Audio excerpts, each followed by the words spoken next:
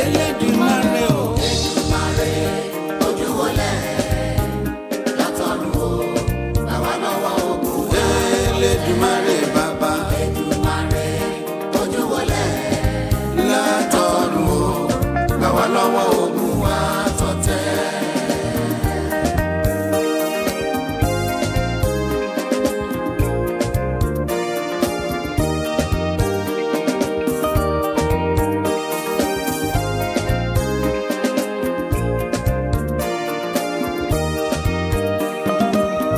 Níbi tọ́rọ̀ orílẹ̀-èdè yìí lọ, ará ẹ gbọ́, àdúrà máa lẹ́bọ̀.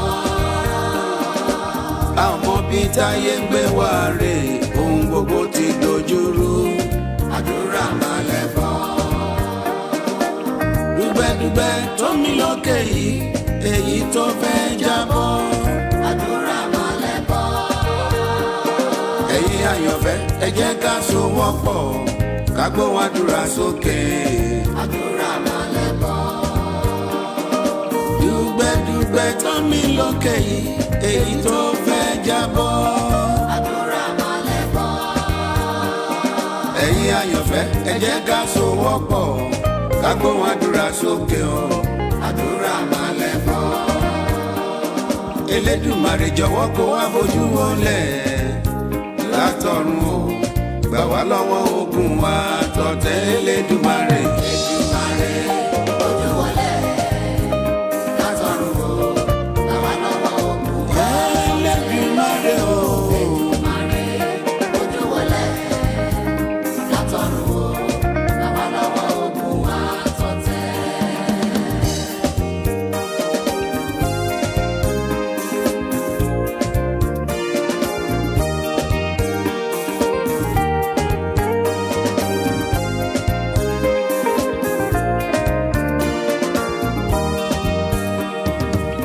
Òwe àwọn àgbààgbà ló sọ wípé orin ló ń ṣíwájú ogun, ìlú ló ń ṣíwájú ọ̀tẹ̀. Olórin ló ń ṣíwájú ogun, ìlú ló ń ṣíwájú ọ̀tẹ̀. Bàbá gbàgbé máa rán wa létí ọ̀kan nínú àwọn àgbà nínú olórin. Ẹ rántí bàbá wa Èkè Dáìró MB tí wọ́n ti sùn nínú Olúwa.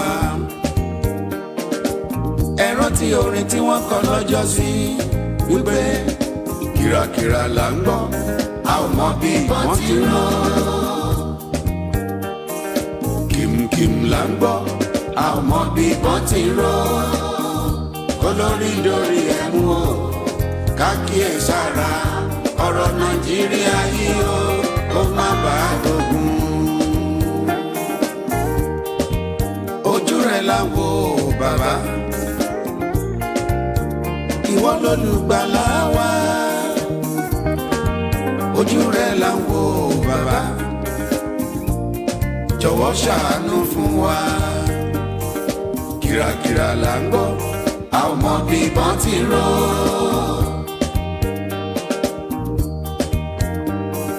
Kẹ̀mkẹ̀m là ń gbọ́, a ò mọ bí wọ́n ti ró.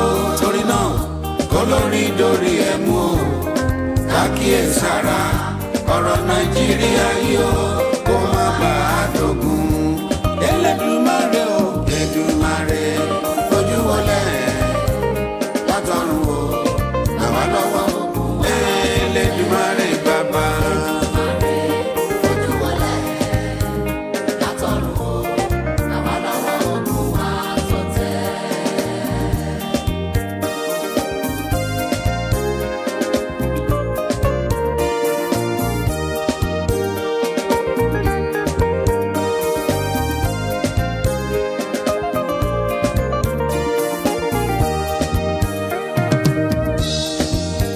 Ogun bẹ nílé, bẹ́ẹ̀ lógun tún bẹ lóko. Àtolówó àti tálíkà, kò sẹ́ni tó ní fọkànbalẹ̀. Mo rántí láyé àtijọ́, gbọ́mọgbọ́mọ la máa ń pariwo. láyé táwa yìí o ó wá di gbàgbàgbàgbà wọ́n gbá wọn tó wà lókè wọ́n gbáyà wọn wọ́n gbọ́mọ wọn wọ́n gbọ́ba wọ́n gbé jòyè wọ́n gbọ́lọ́pàá wọ́n tún gbólógun òpin ayé ti dé kò sí bẹ̀rù Ọlọ́run mọ́ èyí tó tún yà mí lẹ́nu ni pé wọ́n tún gbé àwọn ìránṣẹ́ Ọlọ́run Olúwa ṣàánú fún wa ẹ̀jẹ̀ àwọn aláìṣẹ̀ ó ń ké ọ̀pọ̀ ni wọ́n pa nípakúpa wọ́n pa wọ́n tán wọ́n tún dábọ́ ní pàtí ara wọn ẹ̀jẹ̀ àwọn aláìṣẹ̀ ń ké ó ké tán fẹ́ sàn mo mọ̀ pé láìpẹ́ ọjọ́ ẹlẹ́ṣẹ̀ ò ní lọ láì jìyà Elédùmarè o Èdùmarè ojú wọlé látọ̀run o bàbá lọ́wọ́ Elédùmarè bàbá. ojú wọlé látọ̀run o bàbá lọ́wọ́ ogun àtọ̀tẹ̀.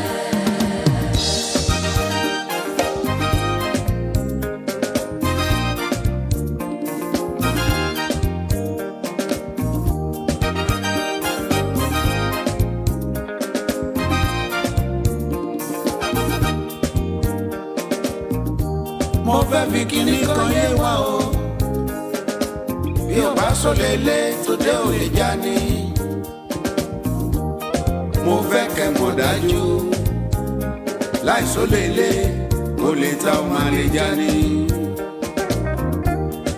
àdúrà mi ni pé àwọn àríjẹ níbi mọ̀dàrú k'Olúwa tú wọn ká kì í ṣe kó tú wọn ká nìkan kó tún náà wọ́n lẹ́gbàá mo ní bí òwe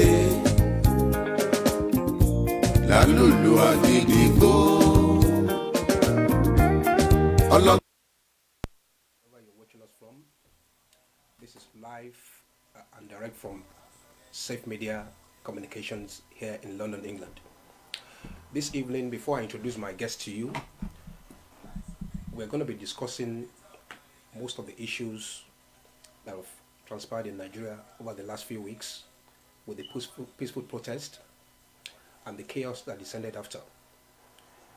Before I introduce my guest, I just want to give you an idea of what happened a few weeks ago before the peaceful protest and the other aftermath effect. We got independence in 1960.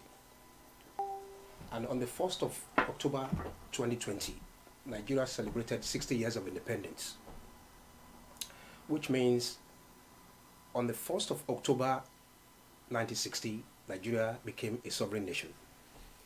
60 years after independence, are we moving forward as a country? Are we progressing as a country? Or are we regressing? This evening, the title of our discussion this evening is going to be Nigeria, Wake Up from Slumber and Crisis in Our Great Nation. Nigeria, Wake Up from Slumber amid crisis in our great nation. This evening, I'm pleased to introduce a political analyst, a very good friend of mine who I've known for well over 30 years, who will be taking your calls at the appropriate time, and who I will be sharing with you over the next 1.5 hours most of the political problems, the issues that you and I are witnessing in Nigeria, all over the world, the protests that started peacefully, and what transpired after. With me this evening, I'm pleased to introduce my brother, my good friend, Mr. FEMI. Okay, to you, please introduce yourself to the viewers. Hi everybody, my name is Femi Oke, Director General of the Nigerian Institute, political analyst and I'm happy to be here today on Safe Omega Media to discuss this very pivotal time in our nation's history, whether we are going to wake up from the slumber that we've been experiencing for the past 60 years of independence, since independence, and the recent crisis that's been bedeviling our nation. Now is the time for all Nigerians, good-meaning Nigerians, to speak up, to look at ways forward for a better Nigeria. Thank you very much, Oba. Thank you very much. Once again, our viewers, my name is Deacon ADEOYE, and with me in the studio this evening is my good friend and my brother, Mr. Femi. Okay, Femi, before we start the program, I also want to give viewers the opportunity to, at any point in time, call in if you want to ask us any questions about the situations which has been of great concern to all meaningful Nigerians all over the world, wherever you're watching us from. The number to call is 0203 774 7220. That is 0203 774 7220. Yeah, Femi, let's start today's program with the aftermath effect of what happened shortly after the 60th independence anniversary. A lot of people are of the opinion that 60 years of independence, what are we celebrating? Nigeria is not moving forward. It's been from one bad government to another. People are disillusioned, especially the youth. What is your take on that? My take is that 60 years of independence is definitely a great milestone to celebrate. After all, we were under colonial rule previously, and any form of freedom is something to cherish and to welcome and celebrate. Obviously, when it comes to governance, that can be a different matter. Right. And whether we're celebrating 60 years of great governance is another point to discuss. So I think celebration is great, but also it's a turning point. It's a diamond jubilee, if you like. Yeah. A diamond is such a strong metal, not metal, element, very strong, unbreakable, unshakable. Yeah, unshakable. Yeah, exactly. Yeah. And the government has coined it 60 years of Nigeria together. Together, yeah. Okay, so it's almost like an unshakable element. But the crisis that's happened recently may question whether that is really unshakable or not. I'm of the view that it still remains a strong and robust nation, bedeviled with several problems, but now is the time, and I'm grateful for the youth who have taken upon themselves to wake up from their slumber, because it seems for 60 years our youth have been in slumber. But this generation of youth have finally realized that they have a voice, their voice is being heard, and not only is their voice being heard, the action, they have the power to enable action to happen at such a rapid pace that has never happened before in the history of Nigeria. So we live in a digital age now. Yeah. Things can happen. This experience or this episode has shown that they can happen.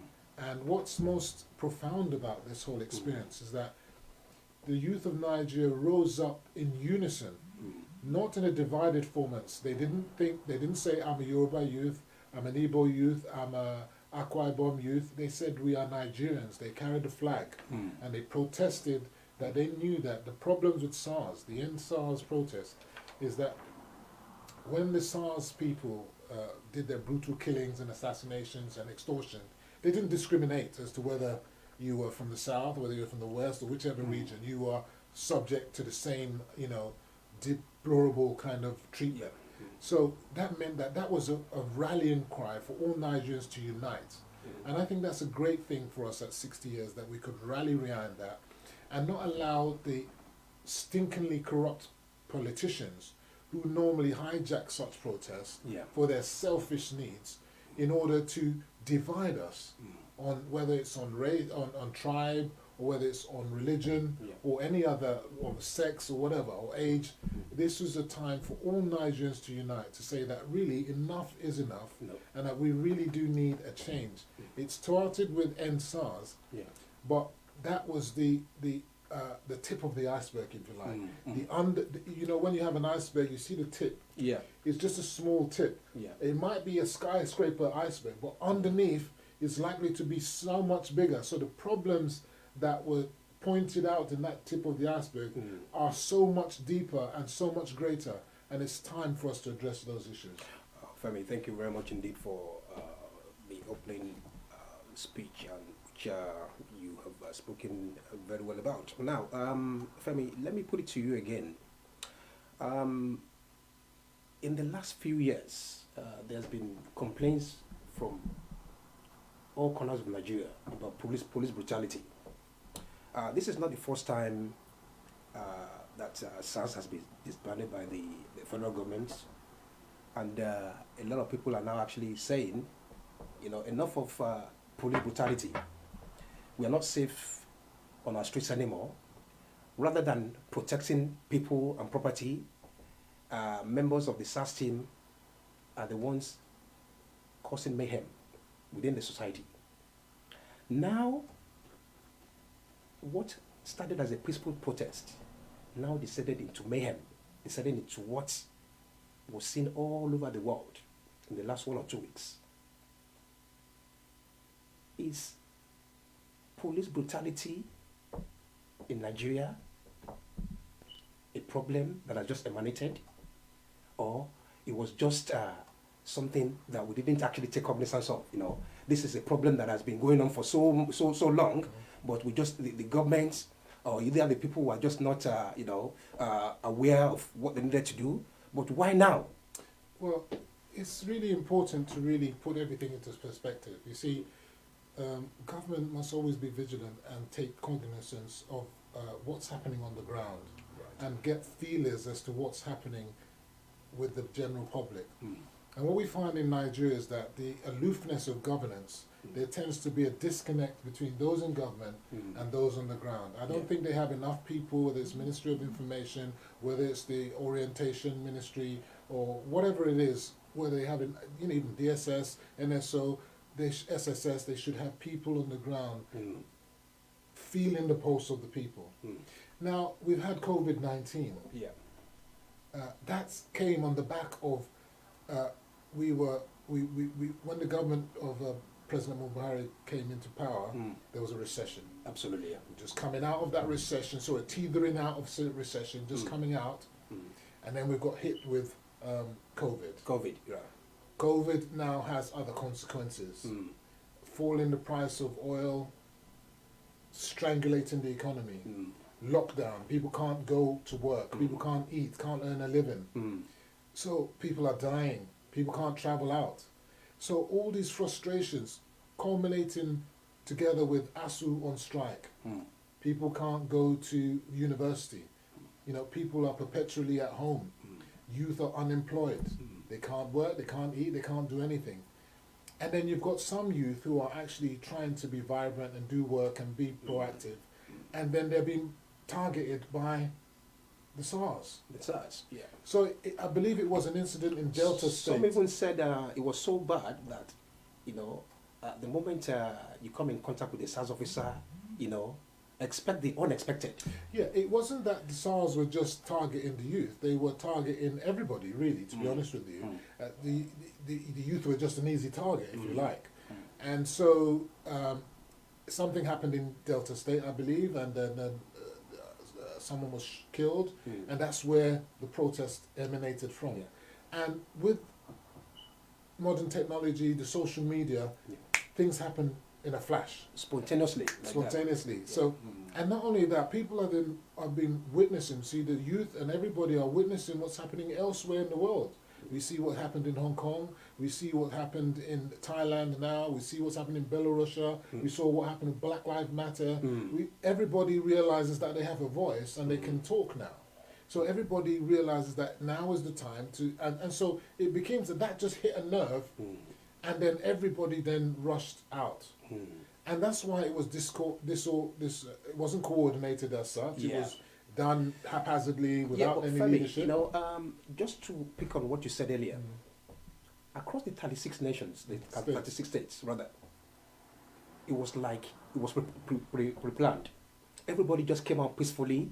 What started as a peaceful protest, which a lot of Nigerians all across the world applauded, that yes, now they just have woken up. This is what we need. These are the future of tomorrow. Why would any sensible government allow a peaceful protest to descend into chaos? Well, you see, I don't believe we can say that the government allowed, per se, for it to descend into chaos. So we must look at the facts of what happened on the ground. I am 100% for the protest and people to protest and the right to protest. But we know that with your rights to protest, that can't hinder another person's right for freedom of movement.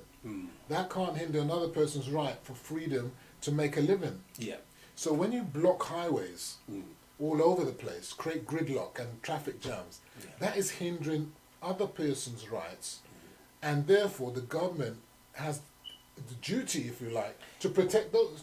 They need to protect those people's rights. Protesting, indefinite protest, is unsustainable. But Fabi, having said that, I was watching, and to all our viewers at home, I was watching a video of a woman a few days ago who said it is not business as usual anymore. This is not just about the use of Nigeria. This is a global problem affecting every Nigerian. Yeah, but as I say to you, just as the problems of COVID and all these things and the lack of jobs and the unemployment and the SARS is affecting everybody, but the specific protest was also affecting a significant number of people who had they're not the cause of SARS. They aren't the problem. They didn't cause people not to have jobs. The woman that needs to needs to go to hospital for an operation, maybe she's having a baby. She can't get there because of the protest. Is it legitimate for the protest to hinder her, that she might lose her life? I think not. Someone who needs to make money, he needs to go to his job. He can't get there, but yet he's got his family at home, needs to feed them. He can't feed them now because of the protest. Is that right? So a protest indefinitely is unsustainable. And anywhere in the world, it would never happen. If you have a right to protest, that protest must be done in an organized and proper manner. Therefore, there should be designated places where such protests should happen. Such protests should have maybe police actually backing them up, because police are not just there to protect the wider community, but to protect the protesters as well. So when that didn't happen... But then again, wouldn't it be a situation whereby people will be saying, look, the reason why we're protesting in the first instance is because of police brutality. So why do we need the police around us? Yeah, because if you look at that period, there were even incidences where protests gave police officers drinks and food and so on. So they're not against police per se. They were against SARS and a particular element of the police. Now, I think it was beholden upon the police not to engage properly and engage them to say, look, you are the right to protest, but that protest shouldn't hinder other people's rights. They could have gone to court to say that such protest is illegal, to get court backing for whatever action the government might wanted to take. They should have, Ministry of... I never heard Lai Mohammed out there when these protests were going on. I never heard the head of the Minister of Youth orientation at the time of the crisis. The president also was quiet for quite a long time, unfortunately. Now, so people wanted to hear their voices. I mean, the demands were dealt with and addressed pretty quickly, amazingly.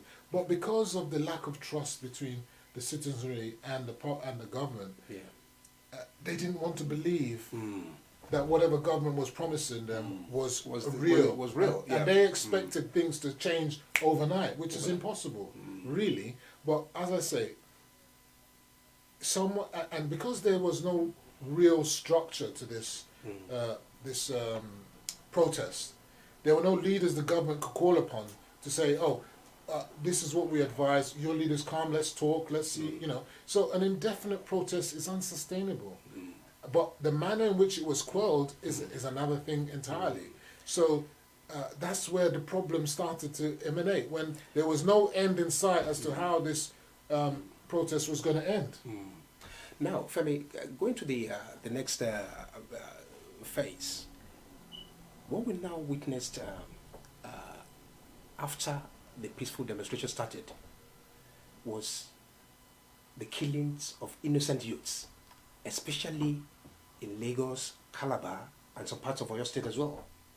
But the problem was much bigger in Lagos State because that is where we had the highest number of casualties. And let's not also forget that a peaceful protest that was started in Nigeria, we had other people in diaspora, UK, America, all over the world, who participated as well. Yeah. And also, now, any government in their right frame of mind, do you think there's any justification with the killings? Yeah, you see, the thing is that government, when you're in governance, you have to take full responsibility for whatever happens under your watch. Yeah.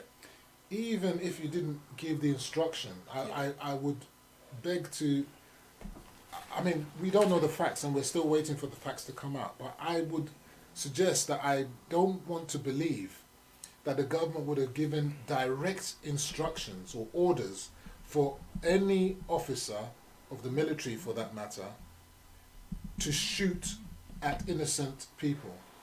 What actually happened at the Lekki Plaza, let's talk about it, the Lekki Plaza, Lekki Plaza, yeah. is still open. That's the main focal point. Yeah, it's still open to conjecture as to exactly what happened. transpired there. How many people were said to have lost their lives? We're not exactly sure the exact number. To call it a massacre, I think, again, what is the meaning of massacre? I don't, unless you have specific numbers to call something a massacre. So I would say to you that the soldiers themselves, so there's a chain of command. Chain of command, absolutely. So the governor is claiming that he has no authority over the army, and he may well be right. The army are claiming, apparently of recent reports, that they were given instructions by the governor of Lagos State to go to quell the protesters. Yeah.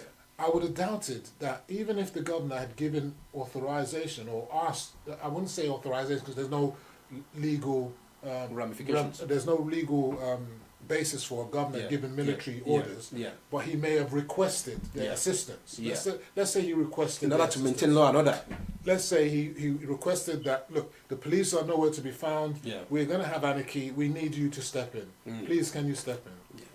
But in that request, I doubt if he would have said, use all any means at your disposal to quell the rioters. Yes, but Femi, before that, something major happened. Cameras were taken out and street lights were switched off.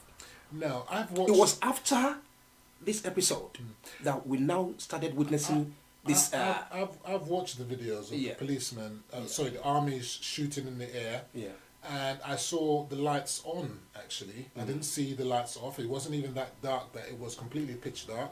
The lights were on. In fact, if you look at the video, I wish you could show the video, the booths of the toll booths, if you like, also had lights in them. You could see them clearly, and you could see the people there around. If it was pitch dark, you wouldn't really be able to see it with the video. I mean, I don't know whether it was a video camera or with his phone. I mean, it was quite bright.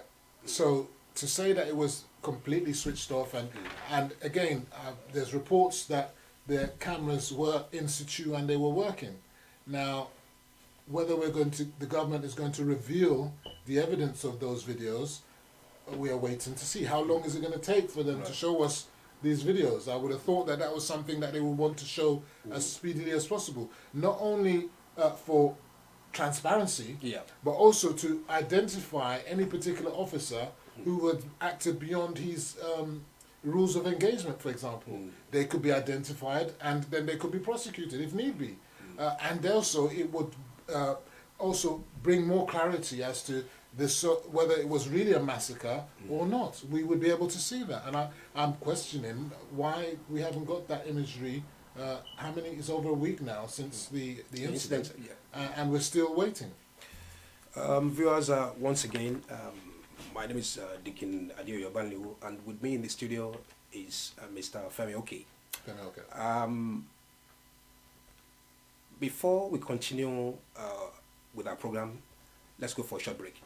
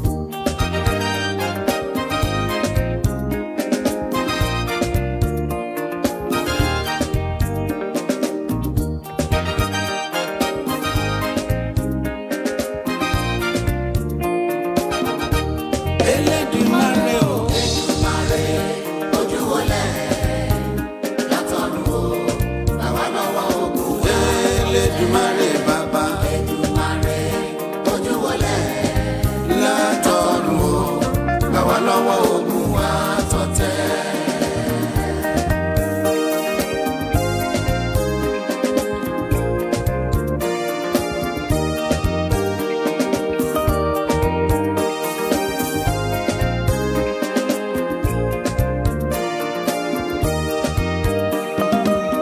níbi tọ́rọ̀ orílẹ̀-èdè yìí lọ. Ará ẹ gbọ́, Àdúrà máa lẹ́bọ̀. a ò mọ bí táyé ń gbé wá rè, ohun gbogbo ti dojúrú.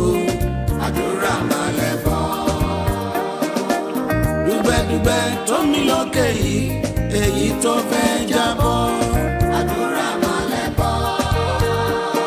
Ẹ̀yin àyànfẹ́, ẹ jẹ́ ká níbi àríyá tàbí lóde ayẹyẹ gbogbo ilé afẹ́ tàbí níbi kíbi bóyá bóyá bóyá ò kẹ́gbọ́n mi sweet heart fruit ń tẹ́lẹ̀ ìdè o kò táwọn yọ. Wow! Here is a good information for everybody. Have the taste of fruit in different form at your parties, event, church program, or social engagement like wedding, birthday, conference in your house, and lots more. Fruit cocktails, fruit arrangement, fruit palm tree, smoothie, fruit basket decoration, fruit kebab, and lots more at Sweet Heart Fruit Company. Bẹ́ẹ̀ni, ní gbogbo ibi tí a bá ti ń ṣe àríyá, ìgbéyàwó, ọjọ́ ìbí, àjọ̀dún ilé ìjọsìn, níbi afẹ́ tàbí ibi ìgbádùn àti bẹ́ẹ̀ bẹ́ẹ̀ lọ, ẹ kàn sí Sweet Heart Fruit ní èyíkéyìí ohun tí ẹ bá fẹ́ kí wọ́n fi fruit dálẹ́rà fún yín bíi fruit cocktail, fruit arrangement, fruit palm tree, smoothie, fruit basket decoration àti bẹ́ẹ̀ bẹ́ẹ̀ lọ. Níbikíbi tí ẹ bá wà, ẹ lè kàn sí wa lórí ẹ̀rọ ìbánisọ̀rọ̀ yìí 079-442-78530 or follow us on Facebook, Twitter, Instagram and all social media platforms at Sweet Heart Fruit. Oluwaseun Akishoun is the CEO of Sweet Heart Fruit. Patronize us at Sweet Heart Fruit today. You will be glad you business with us.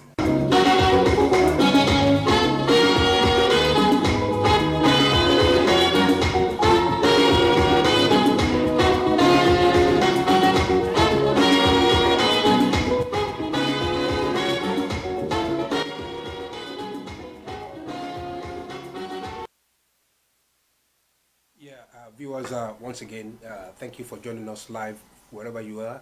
Good evening, good morning, good afternoon, wherever you are. In the last 20-30 minutes, I've had my guest in the studio with me, Mr. FEMI. We've been discussing most of the problems that we all witnessed over the last few weeks after what started as a peaceful protest. We're going to continue with our discussion, but for those who want to engage with us by phone call, please, the number to call is 0203-774-7220. The number for the studio is 0203-774-7220. After all, this program is about you, not about us. Now, Femi, let me, going back to what transpired in Lagos. Yes. Immediately after the killings, there was mass looting, TVC, BRT buses, innocent businesses were destroyed, not just in Lagos only, even in Calabar, Ibadan, and all other parts of Nigeria. What is your stance on that? So what I saw there is that it's clear that the peaceful protests, Yeah. which were disrupted by killings, as you say, Yeah. then sparked another. Unpleasant. Things just exploded in a different dimension. And as I said before, there's already pent up frustration amongst the youth, Yeah. and amongst Nigerians in general, and then it went haywire. Mm-hmm. So, and then with media reports of massacre, media reports of genocide. I mean, for goodness sake, if you start putting words like massacre and genocide Yeah. into the public purview, what do you think is going to happen? That is just going to escalate the So problem further. we talk about fake news, we talk about real news, we talk about facts, but words are very dangerous indeed. Yeah. We've seen what happened in Rwanda, where they talked about the crickets or whatever they use the phrases. to talk about the Hutsis and the Tutsis, and next minute, how many hundreds of thousands of people were massacred? So, and that's what we call a massacre. That's what we call a genocide. Then to use those same phrases for what happened in Lekki, Jesus Christ, it's unbelievable. So we must be realistic and truthful to ourselves. The situation became so bad that even the palace of the Oba of Lagos was invaded. And again, there was a lot of looting. Apart from the palace of the Oba of Lagos, strategic businesses, TVC was destroyed, BLT buses were burned down. So my take a on lot of warehouses were looted, all in the name of peaceful protest. So let's look at it so now it looks like we're descending into anarchy, yes? And then anything's happening anywhere. But if you take your eyes properly and look at it properly, you'll see that it's a kind of organized chaos. Chaos is haphazard, it happens anyhow. But this was not haphazard. It was organized, coordinated, and strategic. Why were specific places attacked? That's where you see so many, we can have many reasons, and we could be subjective in our ideas as to why those particular places were targeted. But clearly, there is a hidden agenda going on there. And that's why I say that the peaceful protesters were then hijacked by the stinkingly corrupt politicians with other agendas, with other things that they wanted to. So if you attack the Oba of Lagos Palace, and he had to escape. You have to question yourself, who would want to attack the Oba of Lagos's palace? Would it be ordinary Lagosians? Omo Onile? Omo Yoruba? Omo whoever? Would they, if you're a Lagosian, Omo Isale Eko, whatever, would you go and attack the Oba? Your palace. Your Oba? What is the implication behind that? We've got images of someone carrying the staff of the Oba of Lagos running around. We have that image in a more saner world where we have 24 hours electricity. We've got the images of him, where we've got facial recognition. That person would have been apprehended already. Imagine, yes. Okay, those people that done many of those things, they're on record, they're on video. They would be apprehended already. Okay, so you're asking yourself, how could that be allowed to happen? How would that be allowed to happen?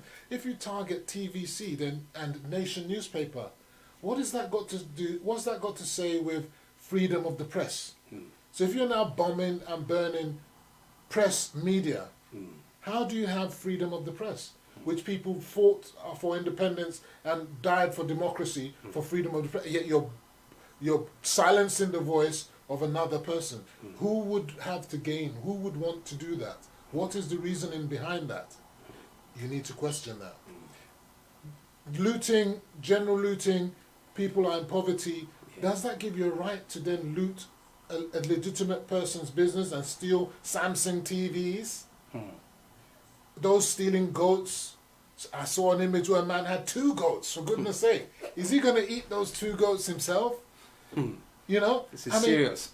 Bags of rice, everything COVID. I mean, you can question. Yeah, but with the looting of warehouses, the notion people had was most of these palliatives were meant to be distributed all across the country. Agreed. I couldn't agree more. Now, so why would anybody in their right sense of mind, if they are being fair to the people they are meant to look after?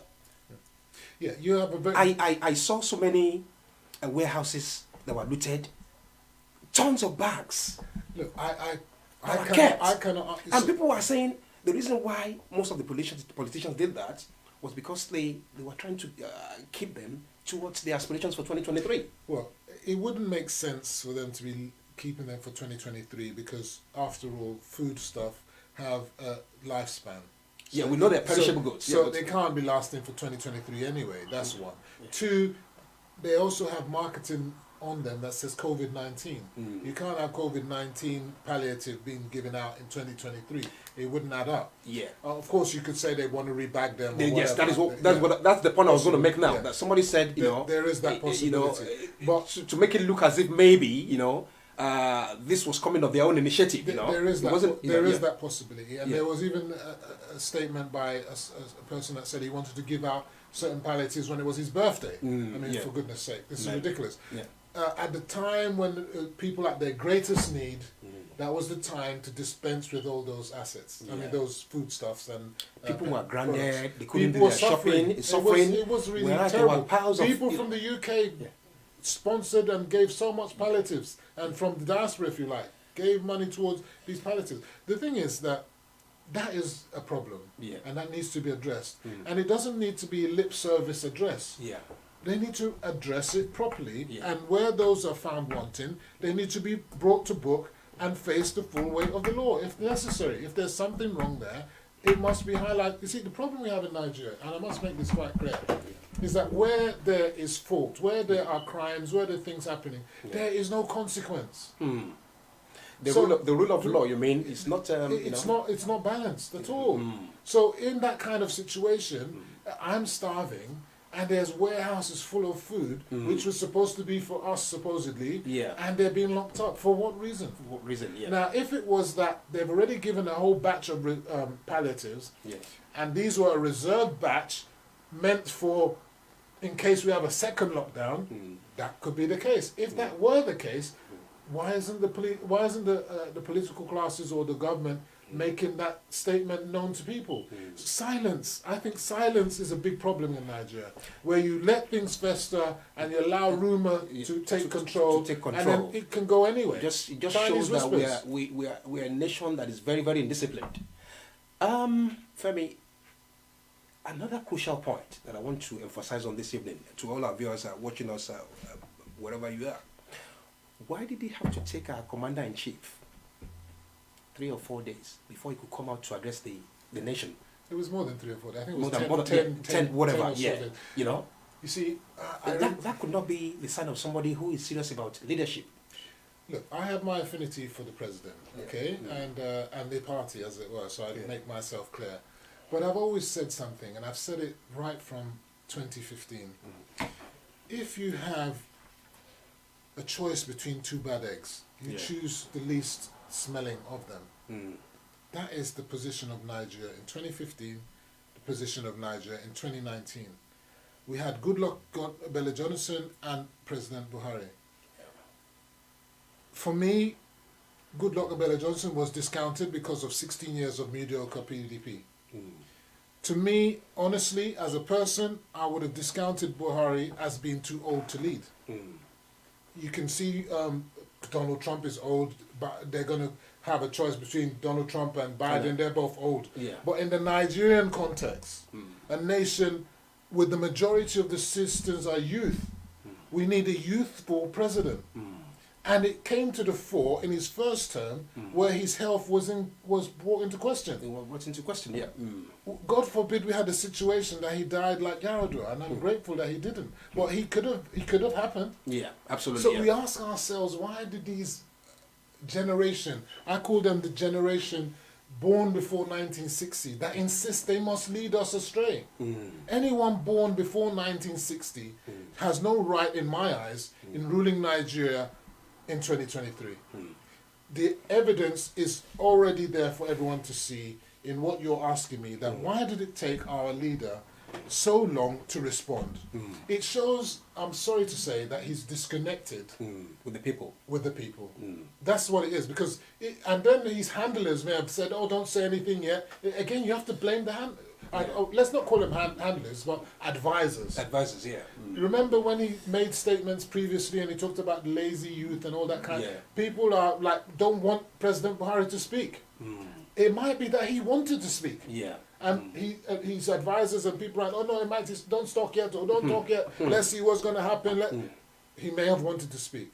But a true leader of the people, because that's what we're talking about, a true leader that empathizes with the people would have had these people on the ground, given him live reports of what's happening, and he would have been compelled, he would have felt personally compelled that I must speak to the people.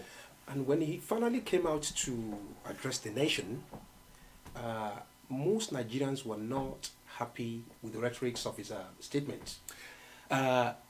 not for once did our commander-in-chief, empathize with the families of those who loved lost ones. Secondly, I beg to differ on that point. He did mention that, but what he didn't do was to actually mention about Lekki specifically and shootings and killings. Yeah. And there is the narrative that he is waiting for reports on his desk as to what exactly happened, and it would be wrong, maybe in his eyes, to say the killings and mention them without the evidence per se.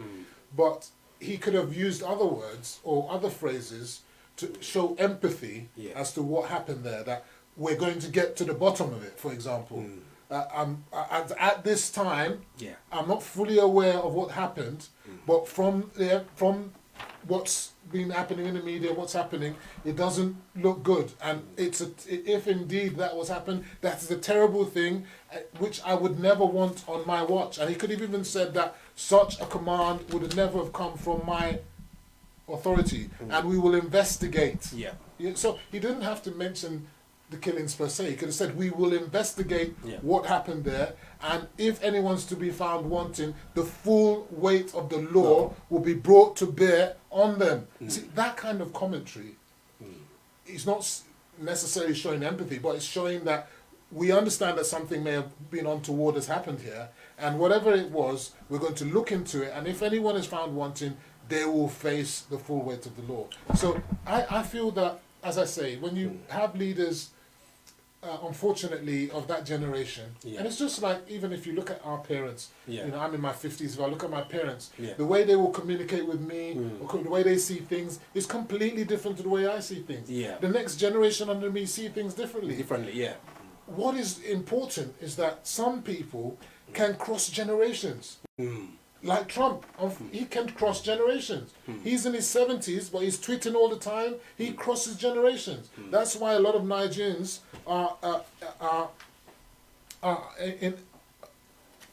That's why a lot of Nigerians are how can I put it? They are in support of someone like Trump. You know, I haven't got no time for Trump personally, but that's the kind of thing. Nigerians deserve a leader that is going to be there for them. That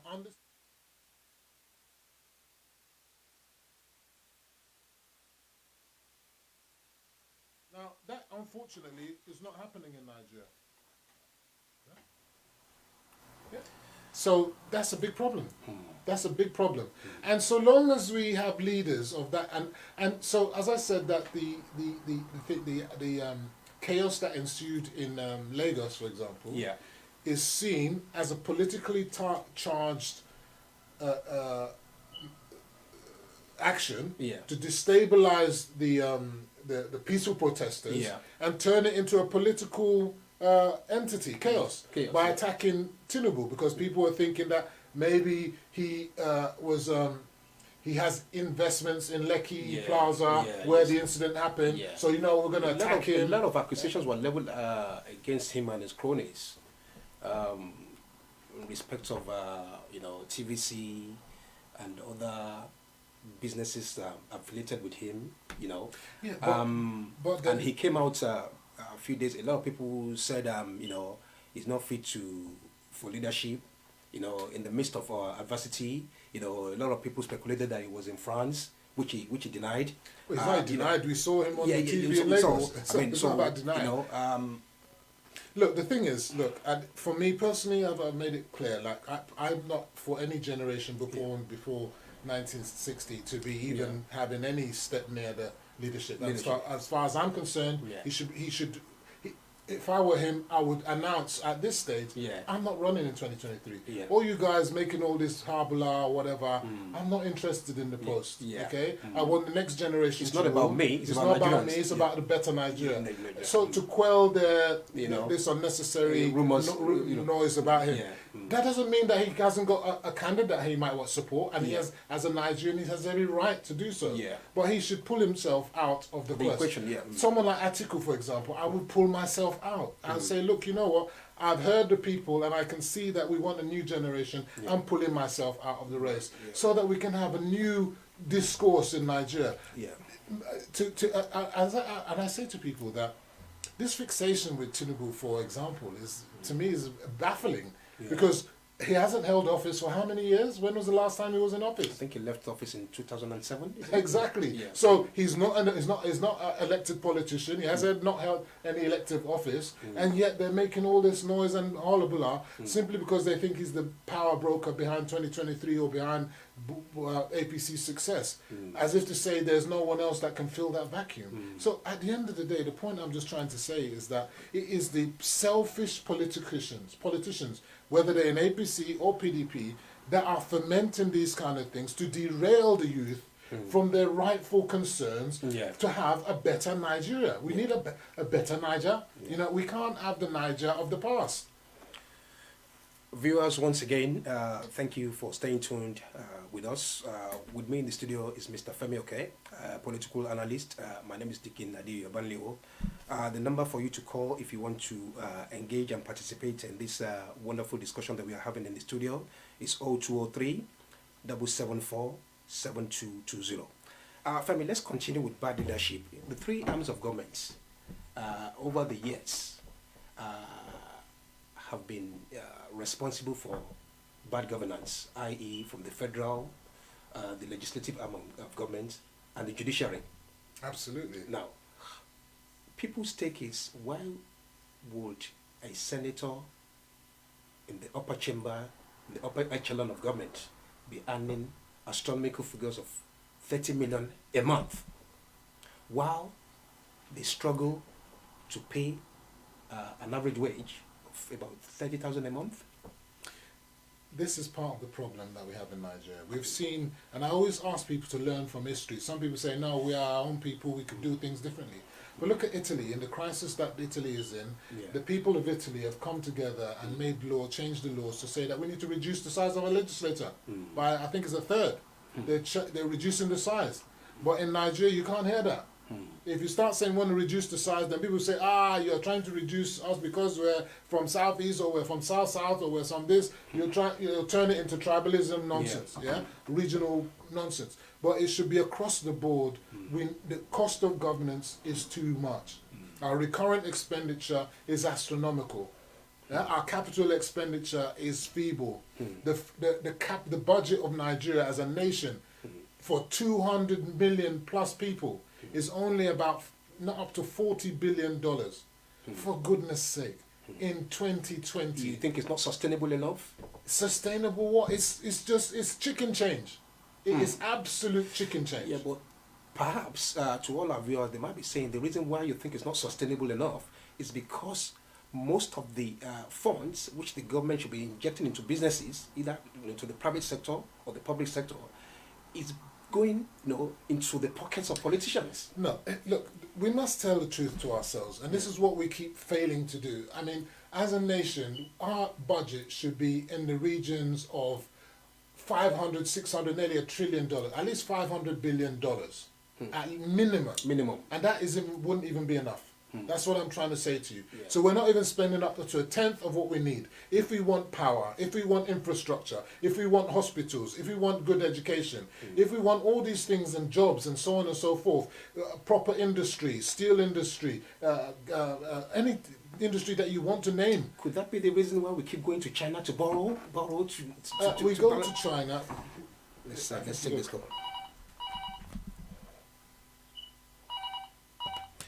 Yeah, good evening, caller. Tell us your name and where you're calling from. Good evening, caller. Tell us your name and where you're calling from. My name is Richie. I'm calling for UK. Yes, good evening, please. I just want to commend you for this great program. This is actually a wonderful program for us to see what way can we move forward in Nigeria. But my question now is that, how can you advise our viewers or our government in generally on how we can move forward about what is happening in our country? Because it seems that the government doesn't want to listen to the youth. And this is actually heartbreaking for us. I just want you to advise us on how we can move forward from where we are. Over 60 years now, it seems that we have nowhere going. Please, what can you advise us on this issue? Madam, thank you so much for your contributions this evening. Femi, do you want to respond to that? Yeah, I'll address those. You can end the call. Yeah. So what I will say, I didn't get your name, but Lucia. Lucia, Lucia, I think your name was. Thank you for that question. I think it's the question. It's the $100 million question that we seek to solve our problem in Nigeria. I mean, look, uneasy rests the head of the leader, and to be honest with you, there's so many problems. It's not a quick fix. Now, they had 5 demands. Those 5 demands are in the wings to be working. But those 5 demands are not going to solve the problems of our youth. It's not going to solve the problems of Nigeria. And so that's quite a deep-seated issue. You understand? Of what is the actual problems of Nigeria. With the immediate demands, let's talk about the 5 demands. You know, they've set up panels of investigation, panels of inquiries, and so on and so forth. They said they've ended SARS and they've set up SWAT, and then people are incensed that why are we now setting up SWAT? And Because again, it's just a change of name, not a change of personnel. No, it is a change of personnel because no one who's in SARS is going to be in SWAT. But we don't know that. No, it's been pronounced that no one who was in SARS will be in SWAT. Okay. But we don't want a situation where SWAT then becomes a new SARS. Right, okay. So with new officers, they could become a new SARS. So, but they said they're going to, do psychological treatment, new education training and whatnot. I think the modus operandi, the control mechanisms that needs to be put in place, independent investigations, and when things go wrong, we can't have the police investigating themselves. Right. So you need public buy-in and community buy-in and so on and so forth. So in fact, we need change in the law. I think the police law was changed the other day. I think we shouldn't have a Nigerian police force. It should be the Nigerian Police Service. Absolutely. When you have the word force already, you know that that's not there for your benefit.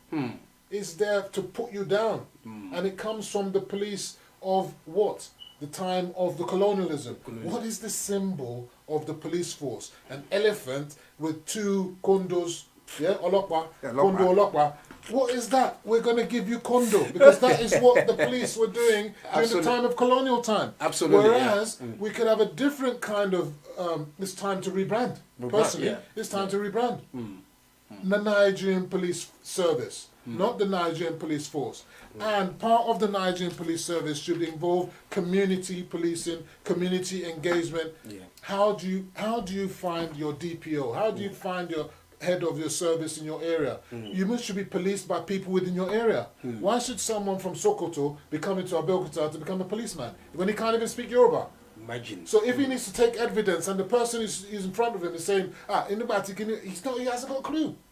This is a ridiculous situation. But then again, the problem with the policing in Nigeria boils down to systemic failure.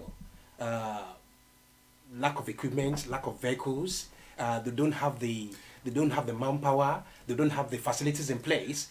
To investigate crimes, there's so many things. I've gone back to the beginning of what I said to you before. When you have $40 billion, dollars, say, based on the oil prices, to serve 200+ million people, and you want to have good police force? I used your joking. Go and find out how much we spend on police in the UK. Go and find out how much they spend on police in South Africa. Go and find out, and then you see that what we're spending is a joke. Okay, so when you're spending joke money, you don't expect fantastic results. This bastardization, if you don't mind me using that word, of the police service started during the time of the military. They were the ones that subjugated the power of the police because they didn't want another force that could stop them from doing their coups. You understand? So they made sure that the police were basically toothless, if you like. And that's why you always had police soldiers beating up policemen and all that kind of stuff. Could that happen in the UK? Do you think that a soldier could beat a policeman in the UK? It's not possible. It's not possible. Good. So we need to elevate our policemen. What is the pay of a policeman in the UK compared to the pay of a teacher? He's on a wage equivalent to make him an upstanding gentleman. But when you pay them starvation salaries, where they have to buy their own uniform, they have to buy their own kit, you understand? How do you expect them... And they have to live on peanuts each month. And they live in deplorable barracks. In fact, I don't even think they should have barracks full stop. I think the idea of police barracks is a wrong thing notion entirely. completely. We don't have barracks in the UK. We don't have barracks anywhere. Yeah. They should live in the community. Yes. Barracks. And engage. They mismanage the barracks. The barracks are they're in squalor. So don't live in the barracks. Live in the community. If you're policed from people who are policemen from the community, so imagine if I live locally and I'm a policeman, I don't need to get a massive transport allowance and inconvenience allowance because I'm coming from Akwa Ibom or Delta to Lagos and all this. So many ridiculous kind of costs. I could be living with my family. Why do I need to be living in the barracks? So so that old barracks comes from the colonial times. As I said, I think another problem with the police force in Nigeria is the issue with redeployment. The police force could move you from Sokoto to Kafansha, and which means you have to uproot your family, So does that make sense? That doesn't happen here. It doesn't happen anywhere. It doesn't happen anywhere. So it's only in Nigeria that they keep. So then you go back to what we talk about the legislators. I call legislators because you're talking about their salary. I call them legislators. They are looters. I'm sorry to say it because they're not doing the job that they're sent there to do. When you have a governor, an ex-governor, becoming a senator, and earning all the gratuities that he gets as a governor, ex-governor, as a senator has as well. Car every year, house in Lagos, in the States and in Abuja, has money and all this kind of stuff, can get this land and all that kind of stuff. Also earning money as a senator. How ridiculous is that? Constituency projects and all. Can you imagine going into any legislature in the UK and finding microwaves and cookers and whatever in everyone's house because we now need to give constituency project? It's ridiculous. Absolutely ridiculous. It's absolutely ridiculous. We need to move away from that kind of orientation and focus on community projects, community development. Get the people. What are you doing for your community? Femi, when you said community development, so in a nutshell, what you are trying to say is we need a government that will be able to encourage devolution of power. Absolutely. But you must give it to the government. The government, President Buhari, for the first time in our nation's democracy, has gone for autonomy of the local government, okay? So that they can have their finances independent of the state. Okay? He's gone for independence of the houses of assembly, so that they're not beholden to the governor. So these are good things that never happened previously, and they're happening now, but because of the sufferation in the nation right now, and the hopelessness and the poverty and the decadence and all that, they can't see the good things that are happening. So good things are happening, but then what's happening? The governors are blocking it. The governors, which I call them executives, they're not executives, they're executives. They are stealing the people's money. I want to know why in 21 years of our democracy, not a single governor has been prosecuted for using state resources to run his campaign. That is a massive illegality. And I will say here, and I can say with my hand, with full confidence, that I doubt that there's any governor that has run for second term that hasn't put his hands in government resources to fund his campaign. Re-election. Money that was meant for roads, money that was meant for schools, money that was meant for palliatives is being used to run a campaign. Automatically, that should be an imprisonable offence. Why is it not happening? Which will never happen in any other part of the world. Why is it not happening in Nigeria? Why is it not happening? Because we don't have accountability. Again, citizens protest. Yeah. Citizens protest is not just going on the streets. Yeah. They need to call these things out, and then all these kind of protests and anarchy that they're doing against Bola Tinubu or whoever, they should do against these kind of persons. Say, we know, and also we've got the whistleblower program, which this government has brought into play. The whistleblowers must be protected. Reveal these facts. They are civil servants, and unfortunately, I have a lot of acronyms for all these people. I don't call them civil servants. They are evil servants. Evil servants. Masquerading as civil servants. Because they have their own agenda. And they are co-conspirators, conspiring with the governors to loot the state funds. The governors cannot loot in isolation. They have to do it with the connivance and cooperation of the civil servants, the evil servants. So when they are protesting, they're protesting against Tinubu, but your evil servants, you didn't protest against them. You didn't protest against the legislators. You didn't protest against the executives. You didn't, the judiciary, I call them judiciary. They're like Judas. They're not there to help you and I.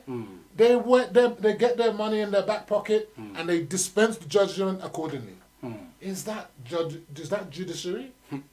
Is that what we need in this Nigeria? These are the fundamental problems that are bedeviling this nation. Any government that doesn't address these issues that I'm talking about has no business being in government. And they can't give excuses to say the problems on ground are too deep. The vested interests are too deep. If you mean well for Nigeria, you need to attack these vested interests. And what the problem is there is that when government tries to address these interests, unfortunately, our politicians again, our stinkingly corrupt politicians as it were, use untoward means to coerce the civilians against good government policy. So when government came in to say we want to fight corruption, they realized, and maybe through evidence of this intelligence service, that judges were corrupt. The information was there. They then tried to arrest these judges. Then what happened? The people threw the political back and said, what you are doing is anti-democratic. Do you know how many judges are in jail in the UK?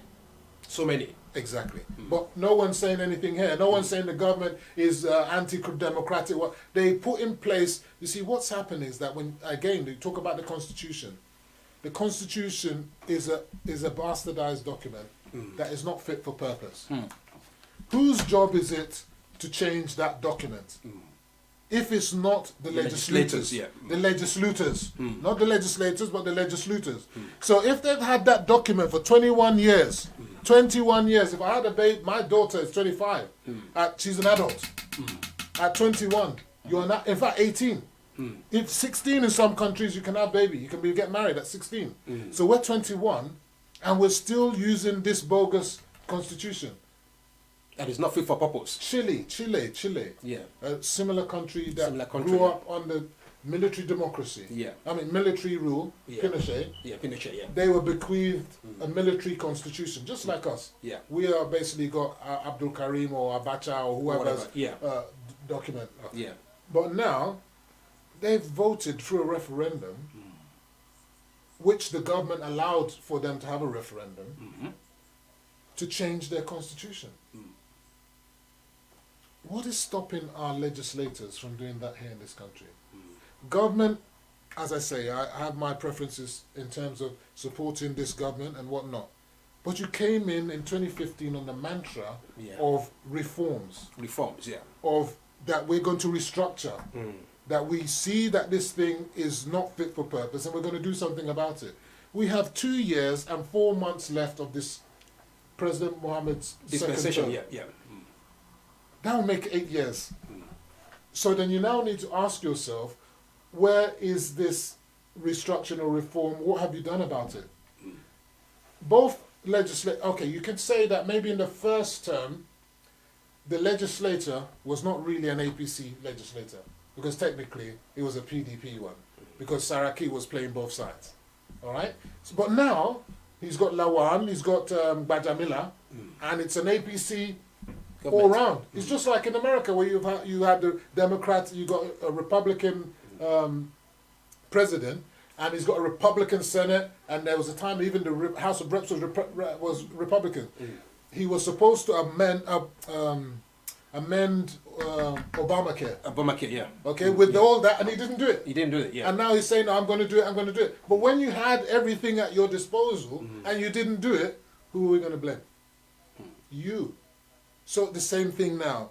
We have an APC-controlled legislator.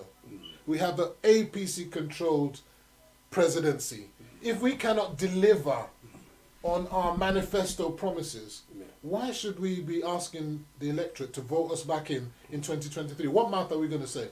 Oh, it's not our fault. There are this excuse, that excuse. There's no excuse. No excuse is acceptable. There was a panel of inquiry led by His Excellency El Rufai. Has that seen the light of day? No. Good. What is going on? Are the people talking about it? Are the people protesting about it? So when we say we have things to protest about, these are things to protest about. You want change. You say our system is corrupt, our system is decadent, is wrong, but you're not protesting about that. All those things affect each and everyone's lives. So if you die, if you're not concerned about governance, then that's your life. So you must be concerned. So people need to be more active. Viewers, for those who are joining us now, in the last 1 hour, you've been hearing from my good friend, Mr. FEMI. Okay. Okay. I just felt that we should just put in the FEMI. Okay. And we've been discussing the enormous problems that has plagued our country for far too long. Now, the church has been called into question as well. The role of the church in Nigeria. That in Nigeria, rather than building industries, what we have right, left, and center is churches, which are not fit for purpose. Nigeria, we seem to dwell so much on religion, but this is still one of the countries whereby, when it comes to level of integrity, honesty, even the churches have found one thing. Now, what message do you have for the church in retrospect to how we can have a balanced society? That's a very good question, and for balance, I think today is a special day in the Muslim calendar, and we pray for them and wish them well and in their celebrations. What I would say is that it's not just the churches, the mosques as well. All religious institutions. Nigeria is one of the most religious countries in the world, where we have some of the biggest churches and mosques in the world, where people are praying all the time, people are saying this, God, every time you say, God is with you, everyone's praying all the time, anything that's happening, they're praying. But at the end of the day, like you said, the moral fortitude of the nation is in question. So then that questions the leadership in the churches and the mosque and whatnot. What are they doing wrong? Because a lot of people are saying, because the reason why the churches are not saying much is because there's so many church leaders who have affiliation with people in government, in terms of contracts and all that, abuse of position, Not really.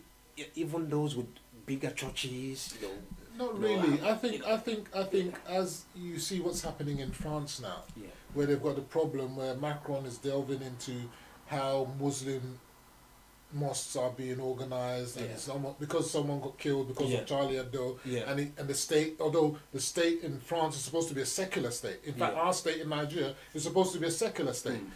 For me personally, I wouldn't have a situation where we have mosques within the government office or churches within government offices. I think that should be a wholly private situation, which people do within the privacy and the sanctity of their homes. You understand? I think when you get the state involved in religion, there's a problem. Okay, and we've seen that in many folds. Briefly, I don't want us to focus just mainly on the issues that transpired in Lagos. There's a crucial incident that happened in Ogbomoso, Oyo State, whereby an innocent youth was killed, and also the palace of the Shon of Ogbomoso was destroyed. Now, from what we heard, we cannot really say whether the information that came to light is actually true or not. That the state governor offered the family a million naira, in compensation for the death of that young man, that innocent life that was lost in Oyo State. While he promised to refurbish the palace of the Shon for about 100 million. What's your take on that? So my take on that, as I always say, nothing that happens now has not happened before. Right. And we should always leverage on what is on that experience wherever it's happened in the world, because we live in the 21st century where every information is available. Now, the governor has offered to refurbish the Obashon of Ogbomoso's palace. Yeah. And on one hand, you could say Because we don't know the extent of damage. Yeah, maybe it is up to that, or maybe it isn't. That's not the point. The point is, you could ask yourself, the people of Ogbomoso, the people of may be happy about that because they're Oba at the end of the day, but the people of Oshun might not, as a unison, be in support of that. You know, money that should be going towards creating roads, schools, hospitals and whatnot is now going to the Oba who's well off and's got money. Why should we be paying for that? At the taxpayer's expense. The taxpayer's expense. And I say that we should leverage on the experience of others. So in the UK, you recollect that the Windsor Castle burned down. I do believe that taxpayers did fund part of the refurbishment. But guess what? The Queen refunded all that money back. Do you see? Is that going to happen in this case? This is the question we must ask ourselves. So also, wouldn't it have been possible for the governor to have led a fundraising event to say that Enyara Oshun Ogbomoso, Oyo State. Oshun or whoever, because it's from Oshun State, isn't it? No, Ogbomoso is in Oyo State. So Oyo, Enyara. So Oyo this is Makinde. Yeah, Makinde. Okay. Yeah. So Enyara Oyo. So sorry to say, I mean Enyara Oyo. Let's gather around and put money together. Lati tu Ileiko. Yeah. What about that? Why did you not do that? Again, I tell you, it's all about. I'm sorry to say, I keep using these phrases, and people say abuse me what I'm saying. It's all about inept leadership. Yeah. It's inept leadership. You're trying to curry favor and look good. You understand? But without really looking into what you're doing in a situation where the governors are suffering for lack of funds. The money that is dwindling from the federal purse, the allocation and whatnot. We don't have money. COVID has killed us, everything. And now you want to use the dwindling resources for this purpose. I think that's a lack of creative thinking. As I said, he could have said, okay, we're going to create 100 million naira fund for the refurbishment of the Oba's palace. Enyara Oyo, you understand? So people can give in kind in terms of bags of cement or whatever materials that might be needed. They can give their labor, their time. Okay, Yeah. I'm a bricklayer, I'm ready to do, I'm a carpenter, I can do it. Some people can say, oh, I've got money, I'm in the diaspora, I have money. Let me give. Because support the to cause, my, yeah. exactly. Yeah. Within maybe within a month, he would have raised that money. He wouldn't have impinged on the resources of the state. So that's what I keep saying to you. We have inept leadership in Nigeria. It's time we start telling ourselves the truth. And that's what these protesters should be telling themselves and telling the whole of Nigerians. You are all incompetent. You are incompetent. It's not a point them saying, we're doing our best. No. First of all, acknowledge that we've been incompetent. We are going to do things differently. And this is how we're going to do those things. And this is the timeline. A lot of the things that we do have in Nigeria is that government gives promises, like I said, about restructuring. It's on the manifesto. We're going to do this. We're going to do that. We're going to provide 100 million jobs. We're going to fix electricity. Which is not We're going to sustainable, provide water. We're going to do. It's not going to happen. And then government has dwindling resources, yet it restricts the private sector from coming in to do the stuff that it can't do.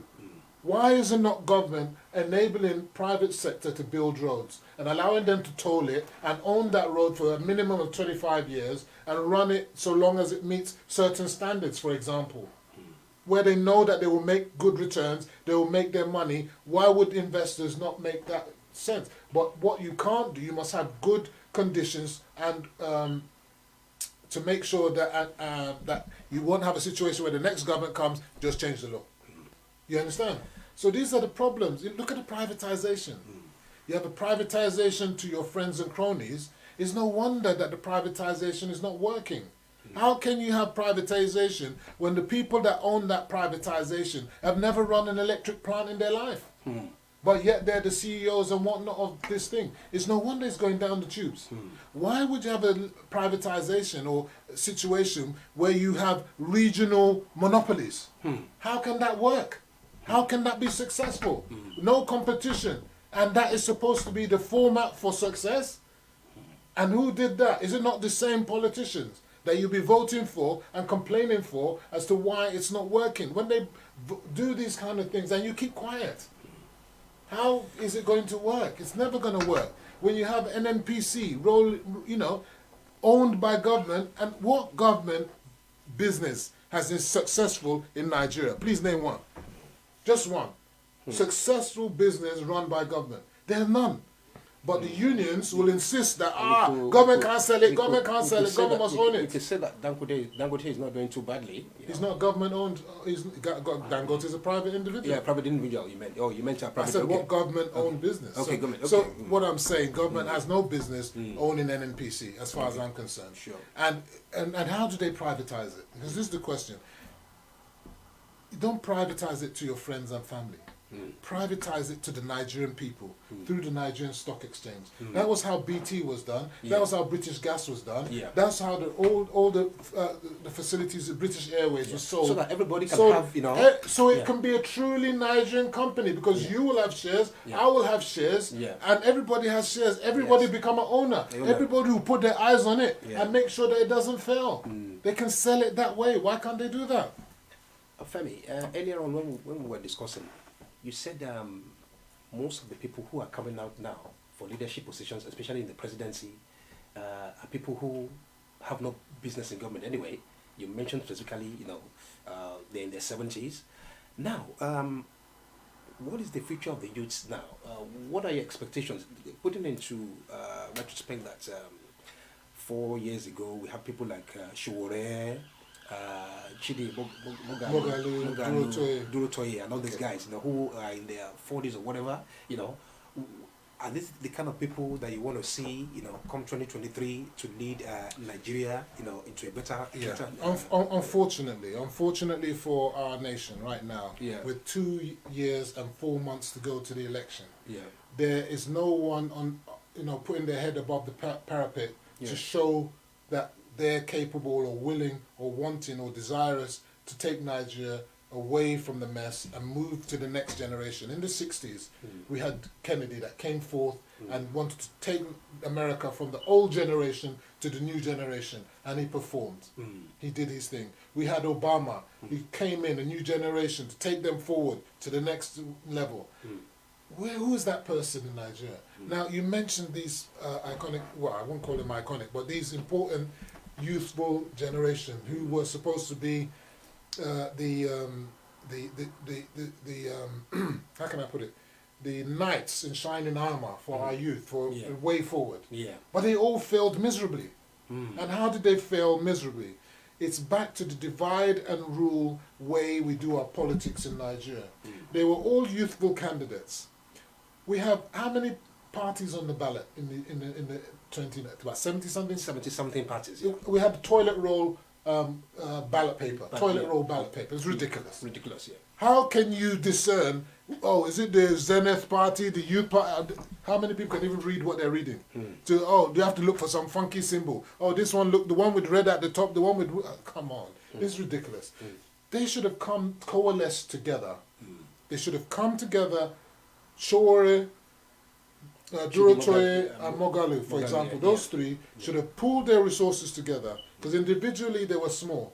Collectively, they could have been stronger. They would have had a more stronger grassroots structure. They could have developed a more coordinated, comprehensive strategy to really make inroads, which even if they didn't win, they could have come back in 2023. But as it is now, they're splintered. So that's what I'm talking about. We talk about ineptitude, and this is down to military rule for so long. But we shouldn't use that as an excuse, because we're all educated. Most of these people are all educated now. So we knew that 2015 was going to the north. I'm telling you that 100%. Anyone who thought differently is not a student of politics. It's not being realistic. So therefore, you come yourself as Shore, Mogalu, Durotoye, you know you're not going to win. You're never going to win. What was the thing for them to have done? The thing for them to have done would have been to find another person within the north who's youthful like them, who's also vibrant and can speak well to the people and can capture and captivate the people of the grassroots North. politician. Yes, because there was always this thing about Buhari has 12 million votes in the North. 12 million. You would have found a youthful person who could have made inroads to that 12 million, who would have made inroads into Atiku. And good luck with Bennett. So you can say that, you know, that look, that this is the guy that is going to be our consensus candidate. And then one of the other three would have been the vice presidential candidate. Okay? And then the other two would become key members in the cabinet had they won, for example. That is what we talk about when we're talking about political thinking. I'm sorry to say it. Until we have people who are ready to really think properly about the way forward in Nigeria, we're not going to move forward. We're not going to move forward. So looking at 2023 now, what is the situation on ground? We have an undeclared rotational kind of presidency in the sense that it rotates from the north to the south. So in all likelihood, 2023 should be coming to the south. So if your name is Sule from the north and you say you're going to run, are you really being real? Of course, you're so entitlement and you're right, but realistically, let's be real with ourselves. We don't want what we call Mickey Mouse parties. The Monster Raven Rooney party type of parties that we have in Nigeria. Fake parties that don't exist on paper. And again, look at what's happened. The INEC cancelled a lot of these parties because they didn't even win a senatorial place, a legislative position or anything. And what did our judiciary say? No, they should allow them to continue with the toilet paper ballot system. Is that good for democracy in Nigeria? Is that good for Nigeria? So what I'm saying to you is that if the presidency is likely to rotate to the south, which candidates in the south are likely to be coming to the forefront? For one, I would say we should reject any of our ex-governors because they are part of the cankerworm system that has corrupted the Nigeria already. As I already said to you, I would like each and every one of them to come out clean and clear and tell Nigerians I never used a single penny of my state resources for my campaign of re-election. Let any one of them come and tell us that on live telly TV, with their hand on their heart. We don't want any of them. No ex-governor to come, no ex-governor, no ex-senator, no ex-politician. So who are the ones? I mean, there may be one or two that are maybe, because we shouldn't punt every single body. There would likely to be some that are who mean well for their people, or may not have solid themselves. Okay, but in all honesty, the majority have. So what I'm suggesting to you is that the new generation, what are they doing now? They've done this protest. What are they doing next? They are now gone back to bed. They're sitting down. Are they galvanizing?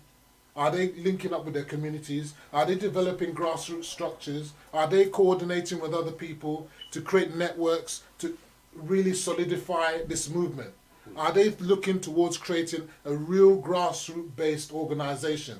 Are they going into the existing parties to take over these parties? Because at the end of the day, it's a numbers game, isn't it? Yes. So if you are the majority, we know the majority of the population is the youth. So if all the youth go into APC, go into PDP, would they not be able to take over?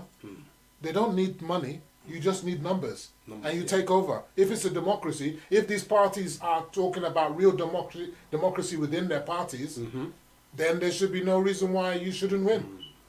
Good. If you don't want to go into the existing party structure, because for whatever reason, because you say they have no ideology or whatever reason, come together and become a realistic alternative, a viable alternative. The only reason why APC won in 2015 is because they were the first viable alternative to 16 years of PDP.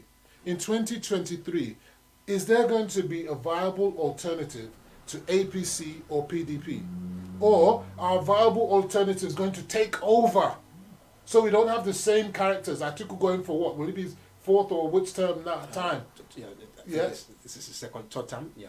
I think it's more than his third time, Yeah, but will we have the likes of Atiku, Tinubu, Tamboa, all these people coming, Soludo? So your stance is we need fresh impetus injected into the system. We have competent Nigerians at every level all over the world. Look at someone like Okonjo-Iweala is going for World Trade Organization head, for goodness sake. Yeah. We have capacity in every sphere, wherever you want it, in our country, outside our country.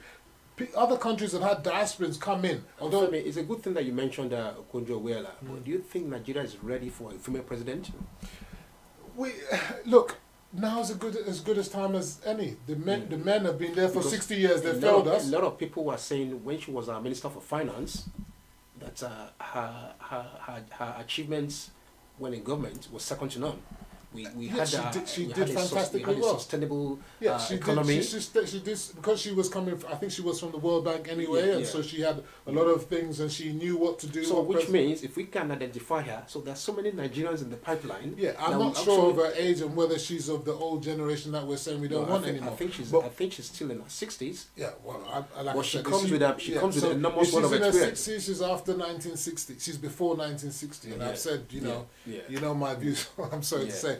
But what I'm suggesting is that there are competent women as well in all cadres of career everywhere. But if they are in the dark, hidden, just like the competent young people, they're not coming up to the plate. This is the time to come forward. You need to come forward and be counted now. You've got 2 years and 4 months to start your work. If you're not working now, if we can't see you now, we can't see you within the next 6 months, then really it's very difficult for 2023 for any progress in Nigeria's future. Viewers, we should be rounding up our program very soon, but let's just go for a quick short break. See you soon.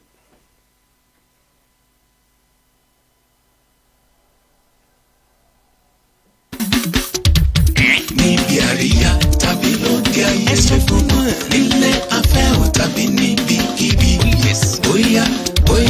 Bóyá ò kẹ́gbọ́n mi sweet heart fruit ń bẹ́lẹ̀ yìí dé o táwọn yọ. Wow! Here is a good information for everybody. Have the taste of fruit in different form at your parties, event, church program, or social engagement like wedding, birthday, conference in your house, and lots more. Fruit cocktails, fruit arrangement, fruit palm tree, smoothie, fruit basket decoration, fruit kebab, and lots more at Sweet Heart Fruit Company. Bẹ́ẹ̀ni, ní gbogbo ibi tí a bá ti ń ṣe àríyá, ìgbéyàwó, ọjọ́ ìbí, àjọ̀dún ilé ìjọsìn, níbi afẹ́ tàbí ibi ìgbádùn àti bẹ́ẹ̀ bẹ́ẹ̀ lọ, ẹ kàn sí Sweet Heart Fruit ní èyíkéyìí ohun tí ẹ bá fẹ́ kí wọ́n fi fruit dálẹ́rà fún yín bíi fruit cocktail, fruit arrangement, fruit palm tree, smoothie, fruit basket decoration àti bẹ́ẹ̀ bẹ́ẹ̀ lọ. Níbikíbi tí ẹ bá wà, ẹ lè kàn sí wa lórí ẹ̀rọ ìbánisọ̀rọ̀ yìí 079-442-78530 or follow us on Facebook, Twitter, Instagram, and all social media platforms at Sweet Heart Fruit. Oluwaseun Akishoun is the CEO of Sweet Heart Fruit. Patronize us at Sweet Heart Fruit today. You will be glad you business with us.